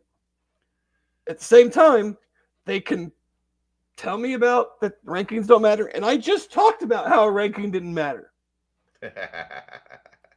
But the bottom line is that their 3 classes have been ranked 60th, 62nd, and 60th. You got to get better. You got to get better players. Point blank. I think the people that do the recruiting are more on it than ever because kids are more available than ever. And you don't see as many, I don't think you see as many total misses from an eval standpoint when you get into the higher rankings. I still strongly disagree. I think you still see a lot that are ranked because there's Alabama by their name. And I mean, that's always going to be the case. But if we're going to do this, then do it and go for it. Yeah, but if you're going to do it and go for it, Dave, then you have to change entirely how your philosophy on building the roster works, and you're going to have to start overpaying for kids that you probably don't think are going to help you for a year or 2. And I just don't think they're in a position to do that yet. No, they probably aren't. But there has to be, to me, there has to be a better balance of that. I mean, Bearcat 9948, you say you trust our scouting, and I do too. But where are the impacts coming from? Who are these guys that the scouting services are totally missing on? Like, I think they're totally missing on Evan Weinberg. Who are these guys that they're totally missing on in these classes that are making meaningful big-time contributions? Like, I'm all here for the rankings and all that shit doesn't really matter. It's about talent evaluation, who the kid is, how are we going to develop him, and all that. I'm here for it. But then I just don't think we're at the point where who are the guys that they ranked as an 84 or as an 85 that nobody else really offered that is crushing it and is like, man, this dude how did Dante Corleone, lowest rated kid in the class? Where are those guys? I mean, Evan's really good. Manning's the 4th string running back and punt returner. And both of those guys were committed here the previous class, right? Yes. Or the previous staff, right? Yeah. I mean, Evan, I think, has done great because I was really high on him anyway, again, because of my Springboro ties and knowing Wayne and their offensive line play. One of my best friends is the defensive line coach. So, like, I knew him coming in. I was very excited to get him, and he has been awesome. But, like, if they're wrong and all these dudes are going to be great, when does that start happening? Well, you would hope it starts happening this coming year when you typically see developmental guys get where they need to be. Houston made a big jump. Houston had probably the easiest schedule in the conference, and they took advantage of it. Kudos to them. But I'm not ready to completely jump on the Houston bandwagon yet because they played most of the bottom of the league. No, they got the number one player in the entire class at quarterback coming in, which Yes. I'm sure getting him helped them get other, big recruits, as it should. I mean, that's the whole goal, is you get a super high level, especially on offense, especially if you get a quarterback. And I mean, we saw it with Sorsby recruiting receivers in the portal. Like, that's what you need. I mean, you had, I think they did a good job, especially with holding on to dudes. And then at the same time, like, we know that there were about 6 guys that they were still pushing for at the end, and they didn't get any of them. One is still out there potentially. Yeah. But those are the difference-making dudes. All those guys would have been in the what you hope would be. I can't say they're the difference-making guys. We don't know that. But from just a optic standpoint and a recruiting standpoint, it's we flipped this guy and he's rated pretty highly. Oh, we flipped this guy from a league team that we're battling for with recruits. Like, it's optically to a fan base that doesn't know shit about these guys, that just sees a tweet from whoever and is like, oh, the Bearcats have the number 37th ranked class in the country. They go, oh, that's interesting. Versus, oh, the Bearcats got the 60th ranked class in the country, and that's not so interesting. It doesn't mean anything from a purely football standpoint, but it certainly means a lot when you're, like we've talked about, trying to grab the attention and keep the attention of the casual fan. I'm like, the Thrifty Hippopotamus stole this from me last year when I talked about this, because I talked about this a lot last year. That Josh Wiley, Malik Van, like that whole group were in this window when UC was going to the Orange and Sugar Bowls. Yeah. And we're still 3-4 years from that group of kids that are going to be in that window when UC was in the Peach Bowl and the Cotton Bowl. But it has to be, there was a bunch of Power 5 kids in Cincinnati this year. I mean, there's a Chad, bunch. they went to the fucking playoff 4 years ago. Yeah, and those kids were about to be in high school. But it's not the age that you become a fan. Like, there's studies on this, on when do you become a fan, and it's usually at like 9-10 years old. Like, that stuff is already. I totally get that, but like, I don't know. I mean, I think, and I can't speak because I don't know the effort they're putting in. They might be in these high schools every single day that they're allowed to be in these high schools, and it's just not working. And then at that point, I don't know what to say. But it's hard for me to sit here and hear Ohio and our backyard is a priority, and then look at these numbers. Well, what? 25% of the kids are from Ohio? Yeah, but I mean more of the Cincinnati Dayton kids. Yeah.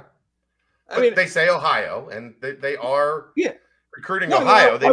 I want kids from Avon. I want kids from these programs in Columbus. Like, you know me, and our members know me. I'm one of the biggest, I don't care where they're from as long as they can play kind of guys. Like, I have pushed back on them. We got to get Ohio. We got to get Cincinnati. But you do have to do better than they're doing. There's no arguing. There's no arguing. Yeah, I'm not arguing that. I want to comment on this one real quick. So, what's to stop the kid going to Houston from playing a year or two and then Portland to Texas or Alabama? Nothing. But wouldn't you rather have him at Houston and worry about that later and work your ass off to keep him? Like, you have no idea if these kids are going to make it 3-4 years at your school. But I'd rather have them start there. Hard to retain them if you don't have them. Right. But yeah. I liked a lot of the players. I just think I think we saw in the final 4 games, they're not that far away. from doing what we all hoped they did, but there are still some glaring spots that you just need better dudes. It's UC is very rarely is UC going to be in a position they were with Brian Kelly, where he out schemed the hell out of teams, and then forgot how to coach offense. It was so weird. Very rarely do you have a schematic advantage if you don't also have the Jimmy. What's the cliche? Jimmys and Joes over X's and O's. Yeah. Yes, I do agree our recruiting base should be Ohio regardless. Like, I think at or near half of every class should be Ohio kids. It depends on the year, but yeah, I mean, they signed 21, 22 guys this year. Yeah, you're not going to 7 are from Ohio. You don't force it. You don't take kids that you don't think can play just because they're from Ohio or just because they're from Cincinnati. But the number I gave, top, I'm not even talking top 10, top 15, like top 50 kids, 1 out of 47. Is 10 out of 47 top 50 kids? Like, that doesn't feel unreasonable. You're the school here in the Dayton, Cincinnati area. Yeah. 25% of that number does not seem like I'm asking for the moon. If it's a down year in the area, then yeah, then you go elsewhere. But I feel like there has to be a way that we fix this, and that number gets higher. Yeah, I would agree with that. Anything that you heard today in your day of press conferences from either Sat or Zach, or just? I like the focus on have to get bigger. Like, I think this team was still, especially in critical spots, was still small. Mm-hmm. The cornerback too small. Safety still borderline. Like, that they were okay, but they definitely weren't like physically imposing at safety, especially for a team that's going to have 3 safeties on the field at all times. Yeah. The wide receiver thing, a lot of the talk today was about catch radius, which I agree with to an extent, but you still need a Cyrus Allen that's going to be able to put the moves on somebody. And what's Cyrus? 6 foot? Yeah, in that range. You've got to be ready for that, right? Like, you have to be in a position to make that count. And, I agree. Continuously need to get bigger, stronger, faster, because they entered this league in a massive hole. Yeah. Massive hole. Size, strength, speed, like athleticism, all of it. We talked about that ad nauseum the first season. And I'd throw the first season out because that was not a roster that was ready for this league. I think it has progressively gotten better, but it is absolutely not there yet. Like, they are getting there, and they were much, much closer this year than they have been in the past. But that doesn't mean that it doesn't need to still continue to improve. And like I said, like I felt like they were on par with Arizona and BYU, although I did think like Arizona's secondary was mm-hmm. the best unit on the field. Yeah. Like, not even a question. So you still have work to do in those areas. Look, as a 5'8" guy myself, I'm all for short kings. Hey, me and you both. But you can't be 5'8", 5'9" at starting corner. Boundary. Last time we played corner was like 6th grade. So. Right. Like. Yeah. You got to be bigger than that. I mean, we've seen it. Yeah. We've seen it at this school. So, that's certainly next step there. Bearcat 9948 asked if they if staff was at the Elder St. X game. I don't know if they were allowed to be. I mean, it could be a dead period. I don't know I don't know for sure. I don't know the rules around playoff games and what time of year it was and everything. I mean, it's in November, but I know Sat was out the week before. He was at Taft. I mean, it was the night before a home game. Again, it was the night before the BYU game. So, I mean, they're probably, doing they're in meetings and stuff the night before a game. So I highly doubt they're at a high school game the night before a home game. Well, actually, that would have been the no, because the TCU game was the 29th. No, the TCU game was the 29th. So it would have been the night before the BYU game. Yeah, because the Elder St. X game was on the 21st. Yeah. So I don't know. I think we probably would have gotten a message on that if they were there. Yeah. Well, Jeff, I've talked about that a million times. And this has been something that's happened. Jeff says, does ever get recruits from St. X or Elder? They've gotten a couple. They've gotten more on the return end, like go somewhere else and come back. But what has always happened with those schools and a couple other schools around town, they want their A-level guys to go to Notre Dame, the Big Ten, the SEC if they can get them there. And then they want their B and C level guys to be the guys that Cincinnati takes. Cincinnati looks at it and says, we want in on your A-level guys. These guys aren't good enough. These are MAC guys. I don't want in on the MAC guys. I don't blame them, yeah. So that's the disconnect there. And that's part of Cincinnati football has only been a relevant thing. It's not a prestige thing in town. You would think it would be with the amount of success that they've had. But old habits are hard to break, and that's just the way it's always been. Those schools want to send their kids, and it missed me with my school doesn't point kids in any direction. Some of it doesn't have to be said out loud. Some of it is inherent. When a coach from the Big Ten comes in, they get treated a little differently than when a coach from the MAC or UC or someone that doesn't fit in that nice, tidy little bow gets treated when they're on campus, when they're there looking at guys. Like, a lot of that stuff is systematic, and Cincinnati has to find a way to break that mold. But guess what? Luke Fickell had a really hard time doing it. Brian Kelly had a really hard time doing it. Butch Jones had a really hard time doing it. Like, that is not something that is new to this staff. Now, I think those other staffs, and just call a spade here, Dave. You know why it feels like Cincinnati's not doing as well as they've done in Cincinnati over the past 2 decades? Because they don't have recruiters like Marcus Freeman on staff? No. Well, because Coleraine sucks. Well, that's a big thing, too. You want to go back and look at all those, like, Cincinnati guys that everybody champions that were great Bearcats?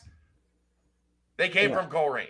Yeah, I mean, by and large, they came from Coleraine. Yeah, I do think, I don't think every coach needs to be a recruiter type guy. I think they could do better there. I think they could be more engaging in that sense. Outside of Coach Stepp, who I think is the most engaging one and kind of understands the game that needs to be played, we didn't see anything really from any of them today originally. I know it doesn't seem like a big deal, but these kids, they're on social media nonstop. And when you have only one of your coaches is really out there trumpeting dudes and guys that he's helping get, I think they have a few good recruiters. I think they need more from a coaching staff standpoint. Not everybody needs to be the recruiter guy. Not everybody needs to be the X's and O's guy. But, I think they need an infusion of dudes that have relationships, can build relationships, and can keep guys in the fold. And I think they're a little deficient in that area. I'm not going to argue there. But I think they're running into the same problems that every staff that has been here. But I think that's to our point. Is maybe you need some guys a little bit, that can kind of may potentially overcome those things. Well, they had a guy, and he barely recruited Cincinnati as well. Yeah. Except Coleraine. We need Coleraine back, Dave. Need Coleraine back. As someone whose family is West Siders, I'm not sure that's happening anytime soon. Yeah. Having 8-9 win seasons strung together in the Big 12, I think you start to see that attitude flip. That attitude hasn't flipped when they've gone to the Orange Bowl, the Sugar Bowl, the college football playoff. That attitude hasn't flipped. 9-9-4-8. Like that was my point earlier. Is all these kids that were in their junior high years, when they go back to Peach Bowl and then to the college football playoff, you would think conventional wisdom says, "Oh, those dudes want to play for that team. That I get to stay at home, and we're going to the playoff." Or those coaches like, "Oh, I can help send my kids to the." It hasn't I just read the numbers. Yeah, I read the numbers of the 3 years.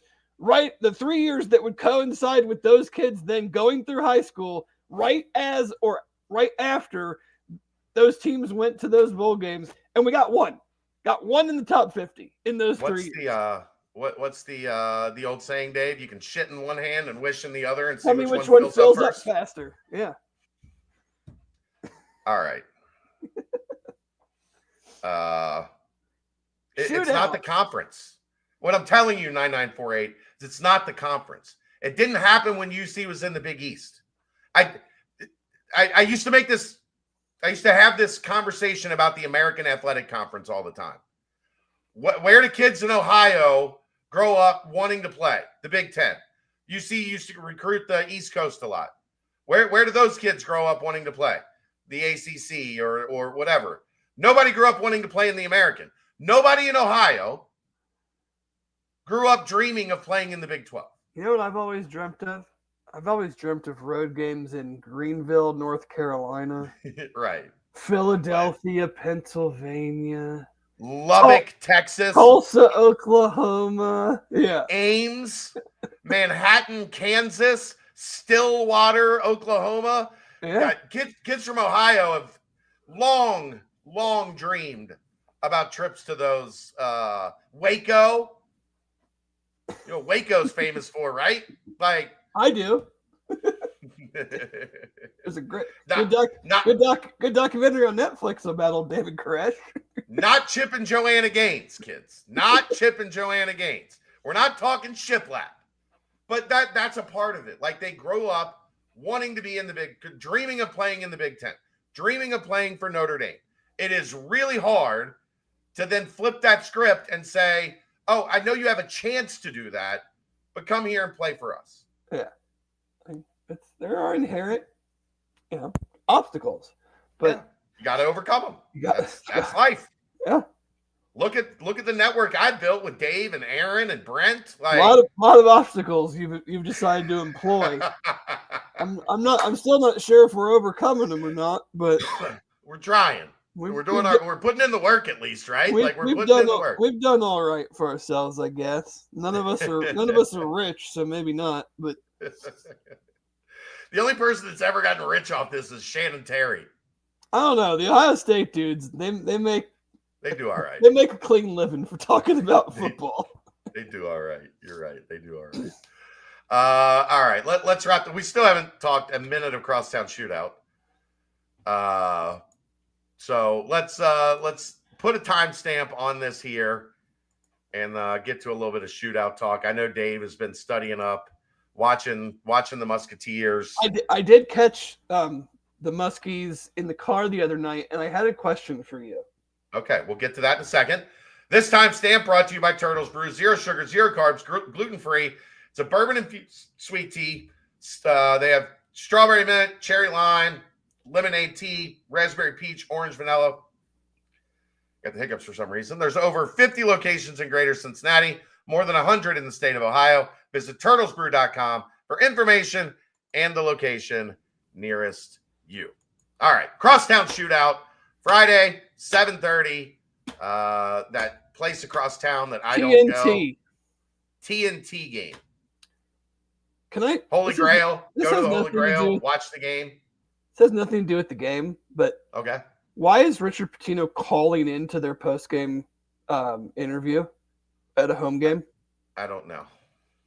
I mean, I know that they didn't send their announcers to games for a while, and not many people knew about that. But why, if he's in the arena, is he calling in to discuss the game with Byron and the other? I wonder, actually, Dave. I don't know if they're courtside anymore. Oh, interesting. I mean, they sold all that. Like, that used to be, like, for the fight, I was right there. Courtside, like, sitting even right across from their it. in-house radio team is not even courtside? I think that Like, might be the case. They're not sitting like where Mo, Dan, and whoever Dan is doing the game with? I don't think so. It was just very strange. I heard the post game and he's on the phone at their own arena. Whatever. Yeah, I don't know that, but I mean, they didn't send him to away games after COVID to save some. No, I think last year I would be in the car that not many people know about. That they were like back at the Cintas Center doing games on TV, which just watching it on a monitor and broadcasting it with That's a tough way to live. I used to have to do that when I was doing high school games for the public access station in Kentucky, Northern Kentucky, like way back at the beginning of my career. Yeah. If I couldn't make a game, like if I had something else going on, I would have to come in on like Sunday or Monday and voice the game sitting in a studio so that they could air it. I think they aired on like Monday nights, and I would have to come in, and it was awful. Yeah. Sean Miller used to call in too. That's weird, man. That's weird. I will say this. Kudos to Richard Pitino. He had a way that he thought they were going to play. And it was not working. It was awful. Like, you think things were bad here right now. It was even worse there. And they have flipped the script on that. They benched, or not benched, but severely limited Anthony Robinson and Pape Njai. Like, drastically reduced their role because those guys weren't getting the job done. And they have gone 5 out, and they are just firing away from 3. And it has been very successful over the past couple games. Trey Carroll is hitting 39% of his threes, 17 of 43. Roddy Anderson, this one's a little bit skewed from their most recent game. He's at 37%, 17 of 45. Jovan Milicevic is at 44%. All right is at 50% on volume. All right. Milicevic has taken 52 threes and shooting 44%. All right's taken 40. He's shooting 50%. Isaiah Walker hasn't taken as many, 6 of 14, but he's at 429. So the biggest thing for Cincinnati, they don't turn it over. They pass it pretty well. They move it. And they try to get you in scramble mode and then shoot the 3. They essentially have no inside presence at all. I think that can be an issue for Cincinnati. One of their strengths is having Chom and Miller, Baba back by the rim or around the rim as rim protectors. Xavier is going to pull them out on the floor. And those guys are going to have to do a good job. You're not going to be able to see probably as much drop coverage. Milicevic, whatever. I don't care. Graybush. I'm not doing the pronunciations on the Xavier roster preparing for this show. The tall white guy. I get insulted by that. The tall white guy from Eastern Europe. Yeah, tall Eastern European white guy that can really, really shoot the 3. I I have one question about this game. Okay. It's very simple to me. They have not won there since, 2001, 2003? One of those two, yeah. Are we going to play tough enough to win there? That's all I want to know. If you look at the team that played Louisville, I think that's a very strong possibility. What about the team that played Eastern Michigan and Tarleton State? If you look at the team that's been on the floor since Louisville, concerned because it has been only in spurts. That is a problem. You cannot play. So much of this game is energy, effort, toughness. Yes, we know. Everybody knows that's listening to this knows that some dude from Xavier who's averaging 4.5 points a game will probably make 4 threes because that's what happens all the time. But that is not why they keep winning this game. They keep winning this game because they're the more connected, tougher, can handle the moment. That's why they keep winning this game. They've had teams that are nowhere near as good as UC and have won. They've had teams that are fairly even with UC that have won. They've obviously had teams that are better than UC and won. When's the last time UC had a team nowhere near as good as Xavier and won? Mixed first year. That was a while ago, I think. 06, 07. Yeah, because we were way better than them last year. I don't think we're way better than them this year. Well, they made the tournament last year and UC didn't. At that point in the season, I guess you could say. But are we going to do the things that you need to do to win this game? Yeah. And that's a concern because, this team's been out-rebounded by NJIT and Eastern Michigan. Do we even have the players capable of doing? I feel like Day and Buck are those dudes, but who else is? Kerr, maybe? I think Baba will be ready. The Baba thing's fascinating because Baba's Cincinnati's best player. Trey Carroll is Xavier's best player. Teammates from last year. And they practiced against each other every day last year. So I think that's a fascinating, side quest on this game. But you're right. Are they going to be the tougher team for 40 minutes? Not we're the tougher team for 5 minutes. And are we going to be down 10-2 at the first media timeout? Because that's what happens every single time at Xavier. Every single time, regardless of who's on the damn team and how good we are versus how good they are. Every single time. It's 10-2, 11-4, and the game's practically over. Are they playing Carroll at the 3? I think they are some.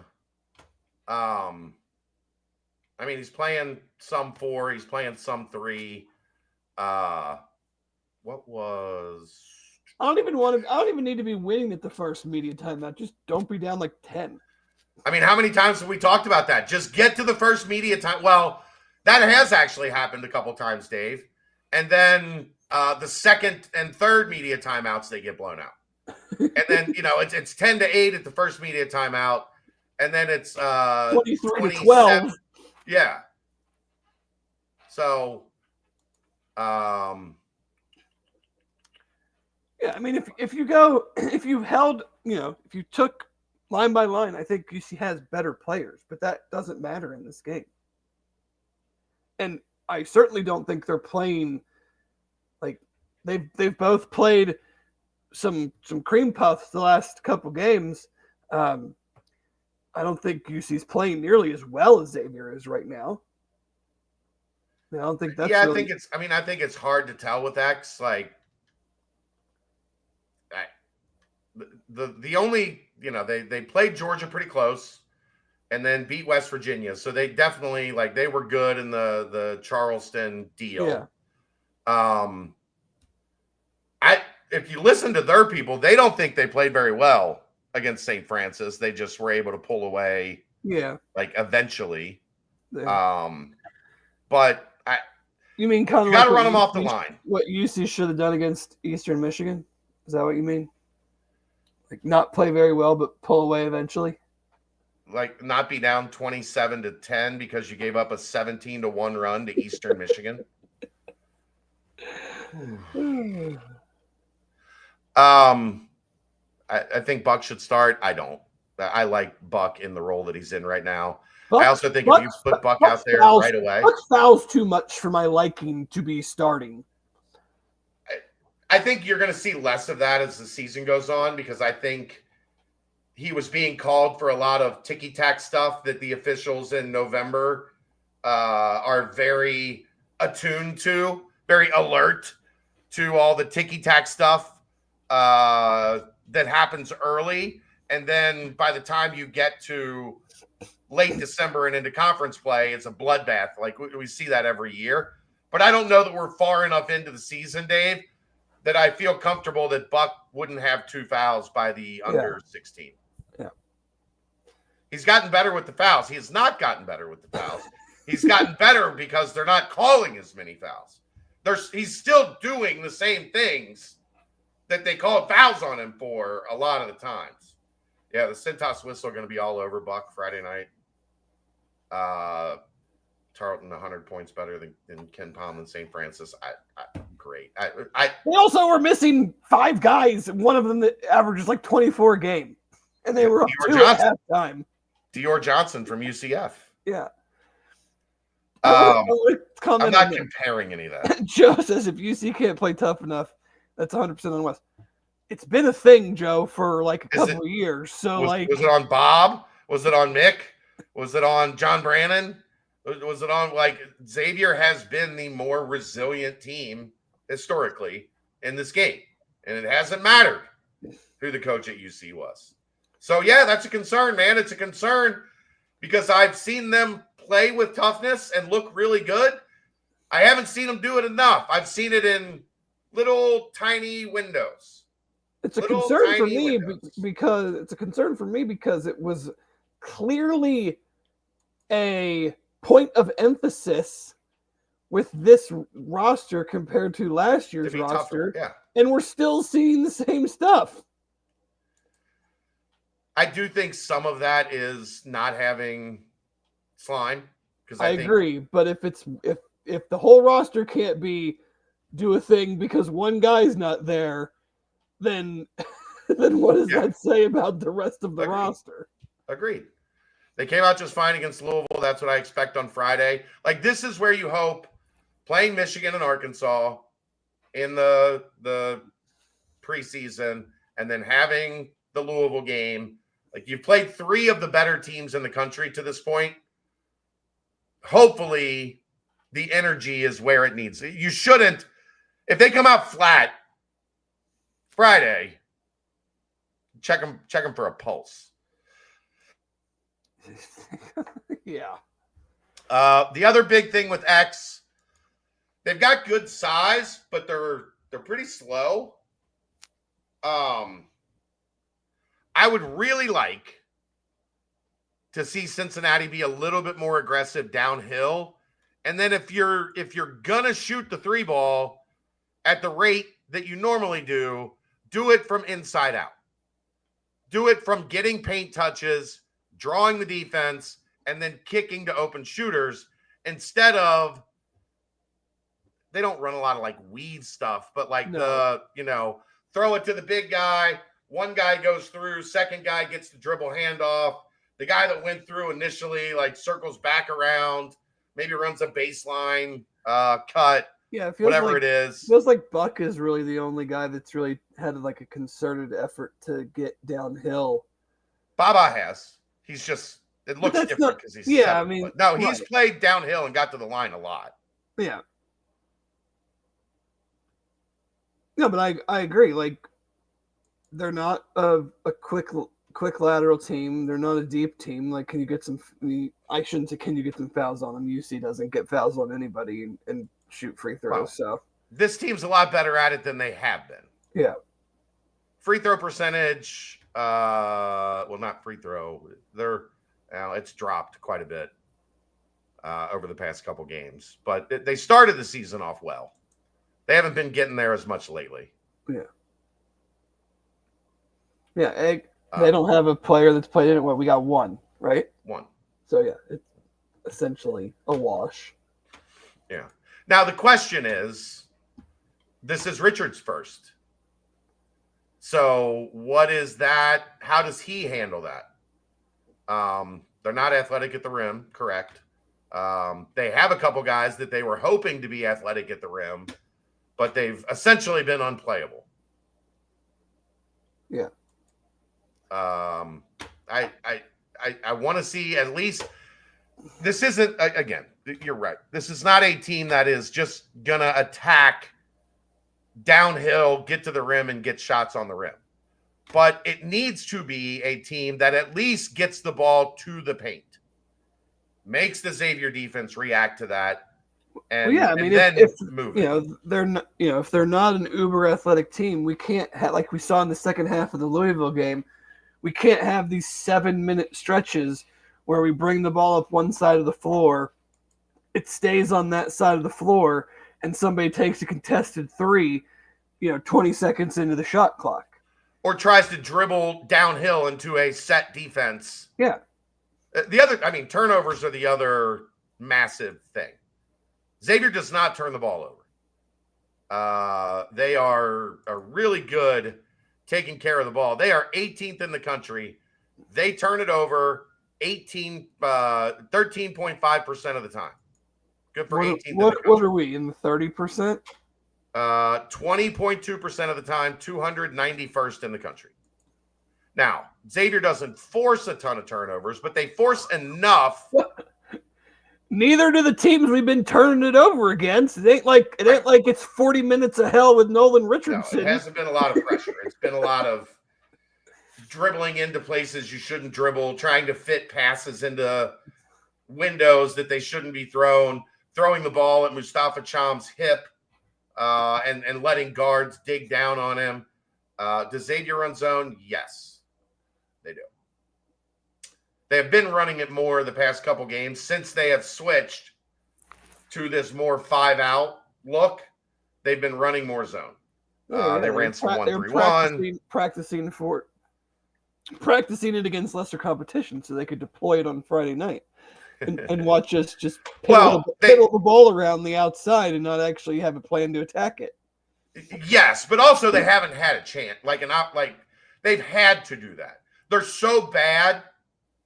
They're so slow defensively with the group that they're playing. Yeah. Zone is a very logical progression when they took Njai and Robinson kind of to the back of the rotation. Mm-hmm. So, yeah, they do run some zone.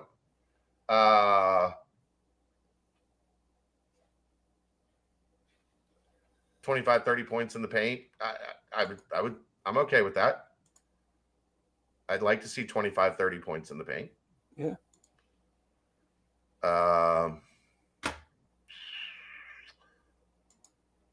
Who would I say?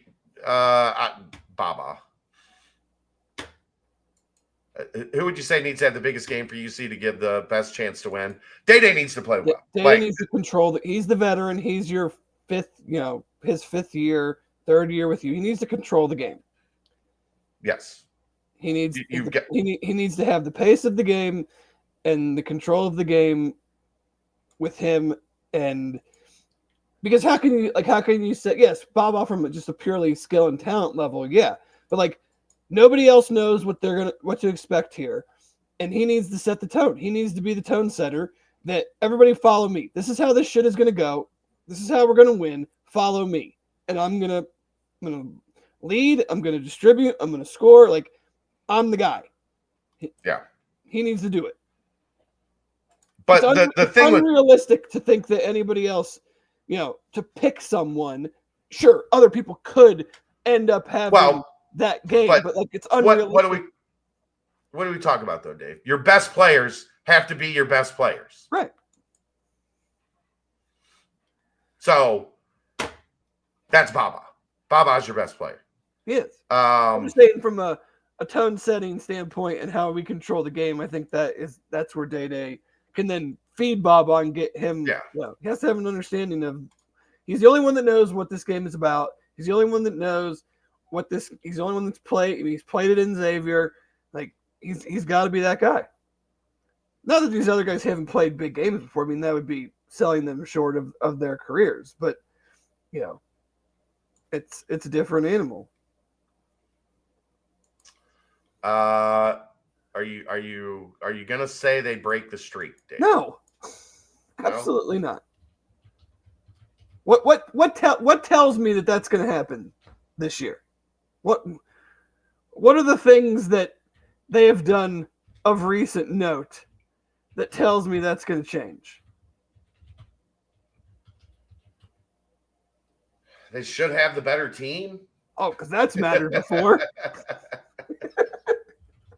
I mean, I'm trying not to be like that, but like, I mean, my first question: are they going to play tough enough to win this game? To overcome the dude that makes 4 threes that no one expects, or the whistle that maybe doesn't go your way, are they going to be tough enough to overcome those things? I'm not sold that they are, because I just haven't seen it enough.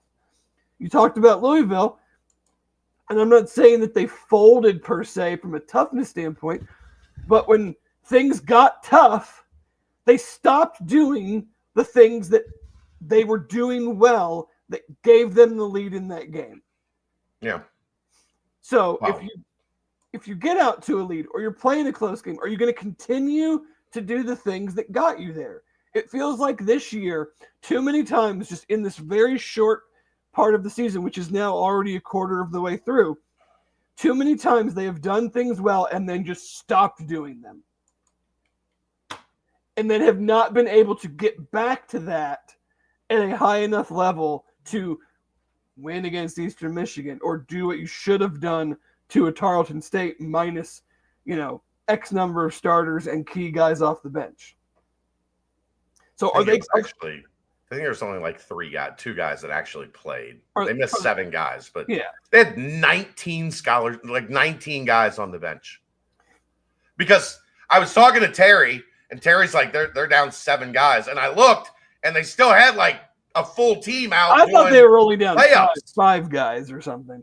No, they were down 7 guys, but really only 2 of them were. Now, one of them was a guy that scored 40 plus on Baylor. Yeah. So, that was a fairly significant one. But no, I mean, that's my question. Like, are we going to have a 7-8 minute stretch where it looks like we've never played basketball before? You have a lot more dudes that have played in games like this, not this game, but in games like this, than Xavier has. Xavier has a lot of dudes that played at the mid-major level, were good at the mid-major level, but have never experienced this. Yeah. How do they handle it? Kerr Kriisa has played in high-level basketball games for 14 years. I mean, he's played in the Arizona UCLA game. I mean, that's damn near about the same as this. I think he played Kentucky Louisville last year before he got hurt.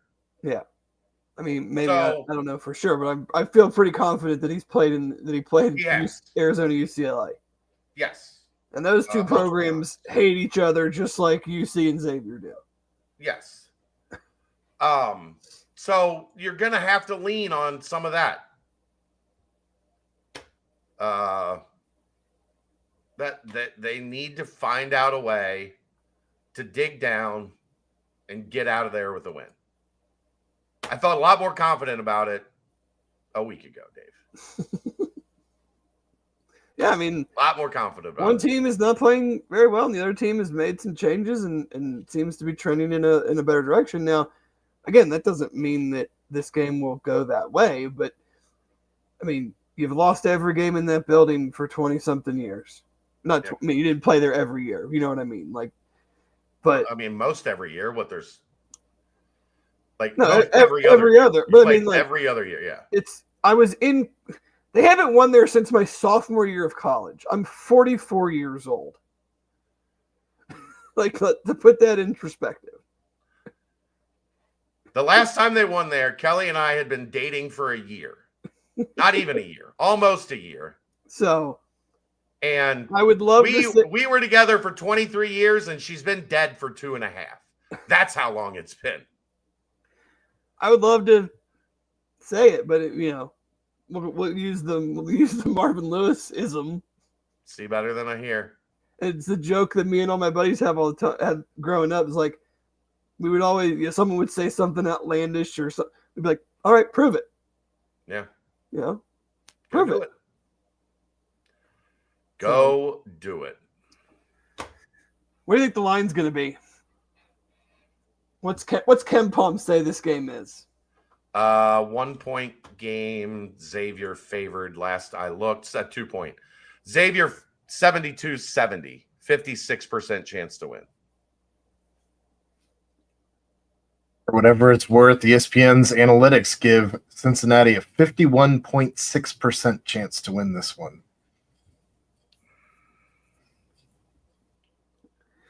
It's close. It's close. Too close for comfort. I think it's going to be like 1.5 Norwood.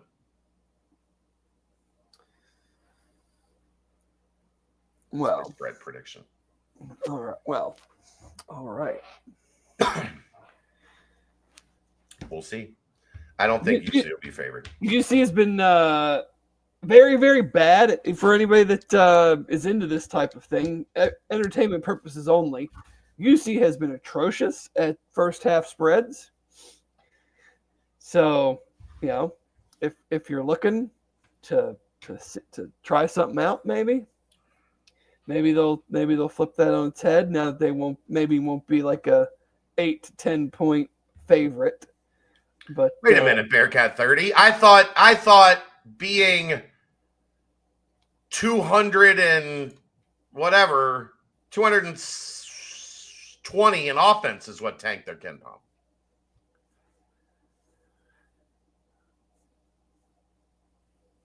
I didn't think it was Baba. I thought it was being 4 on defense and 220 on offense. That's probably going to tank your Ken Palm. Don't look at net right now, Tucker. Don't look at net.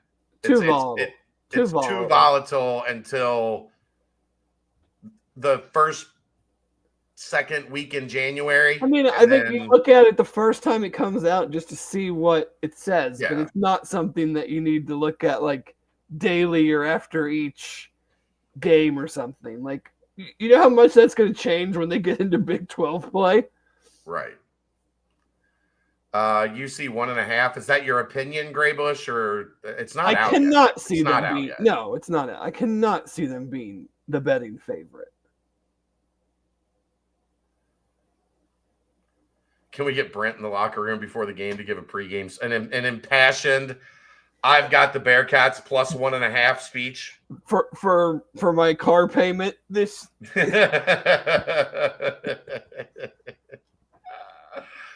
Boy, I hope he's got some money in the bank.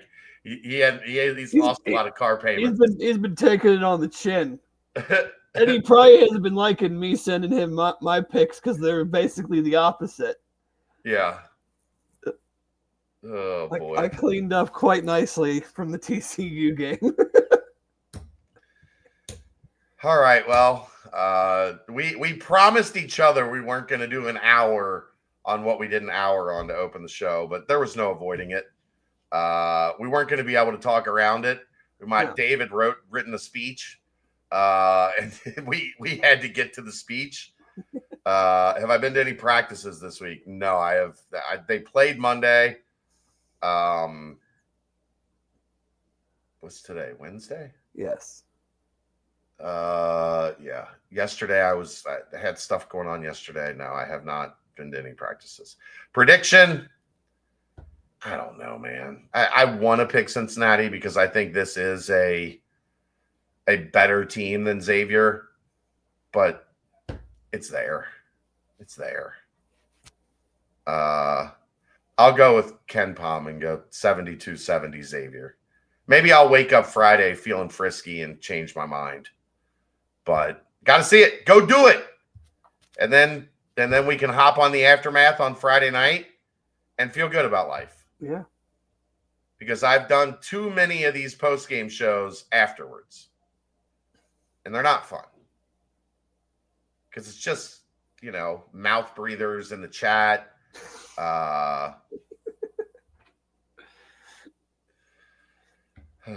Will this be Wes Miller's best win? No. but it might be his most important. Like if you're going to get this thing back on track, it starts with a win Friday. Although Clemson just took Alabama to the wire. Alabama had like three players out. Yeah. But I did they don't see win, that. it's going to get ugly in here. You're right. It's already gotten ugly. Georgia and Clemson are not pushovers by any means. No. Georgia's defense is trash, but they can score. Somto Sorrell, baby. The Baby Shaq, or they called it, he had some kind of Shaq nickname when he was coming up. I forget what it was. West Virginia signed a guy today whose nickname is Jesus in Cleats.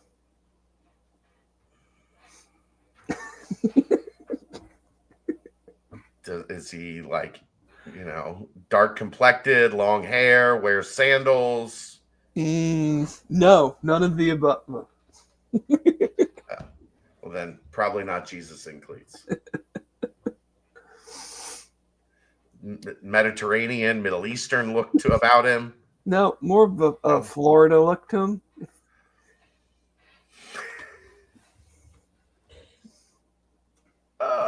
That can mean a lot of things, actually. It can. The funny part about that is that can mean a lot of things. It can. It can. Oh, boy. All right. We have gone way too long. This is one of Dave's longest podcasts. 16 minutes over my contractually obligated time. I'm not paying you overtime, bro. That's all right. I do it from the kindness of my heart. For the people. I've had enough dealing with emo Dave the last couple days. For the people. Emo Dave. Dave Simone on the Aftermath if they win. I doubt that. No, I will be in Aaron's town. We're going to be in Logan this weekend for... Just for a weekend? Just doing a little thing? Mm-hmm. Yep. Hocking Hills? Yep. Gotcha. You guys can hang out. All right. That's going to wrap it up. Thanks to everybody for tuning in. We will see you next time. That's the BCJ Podcast, brought to you by the Holy Grail, right here on BearcatJournal.com.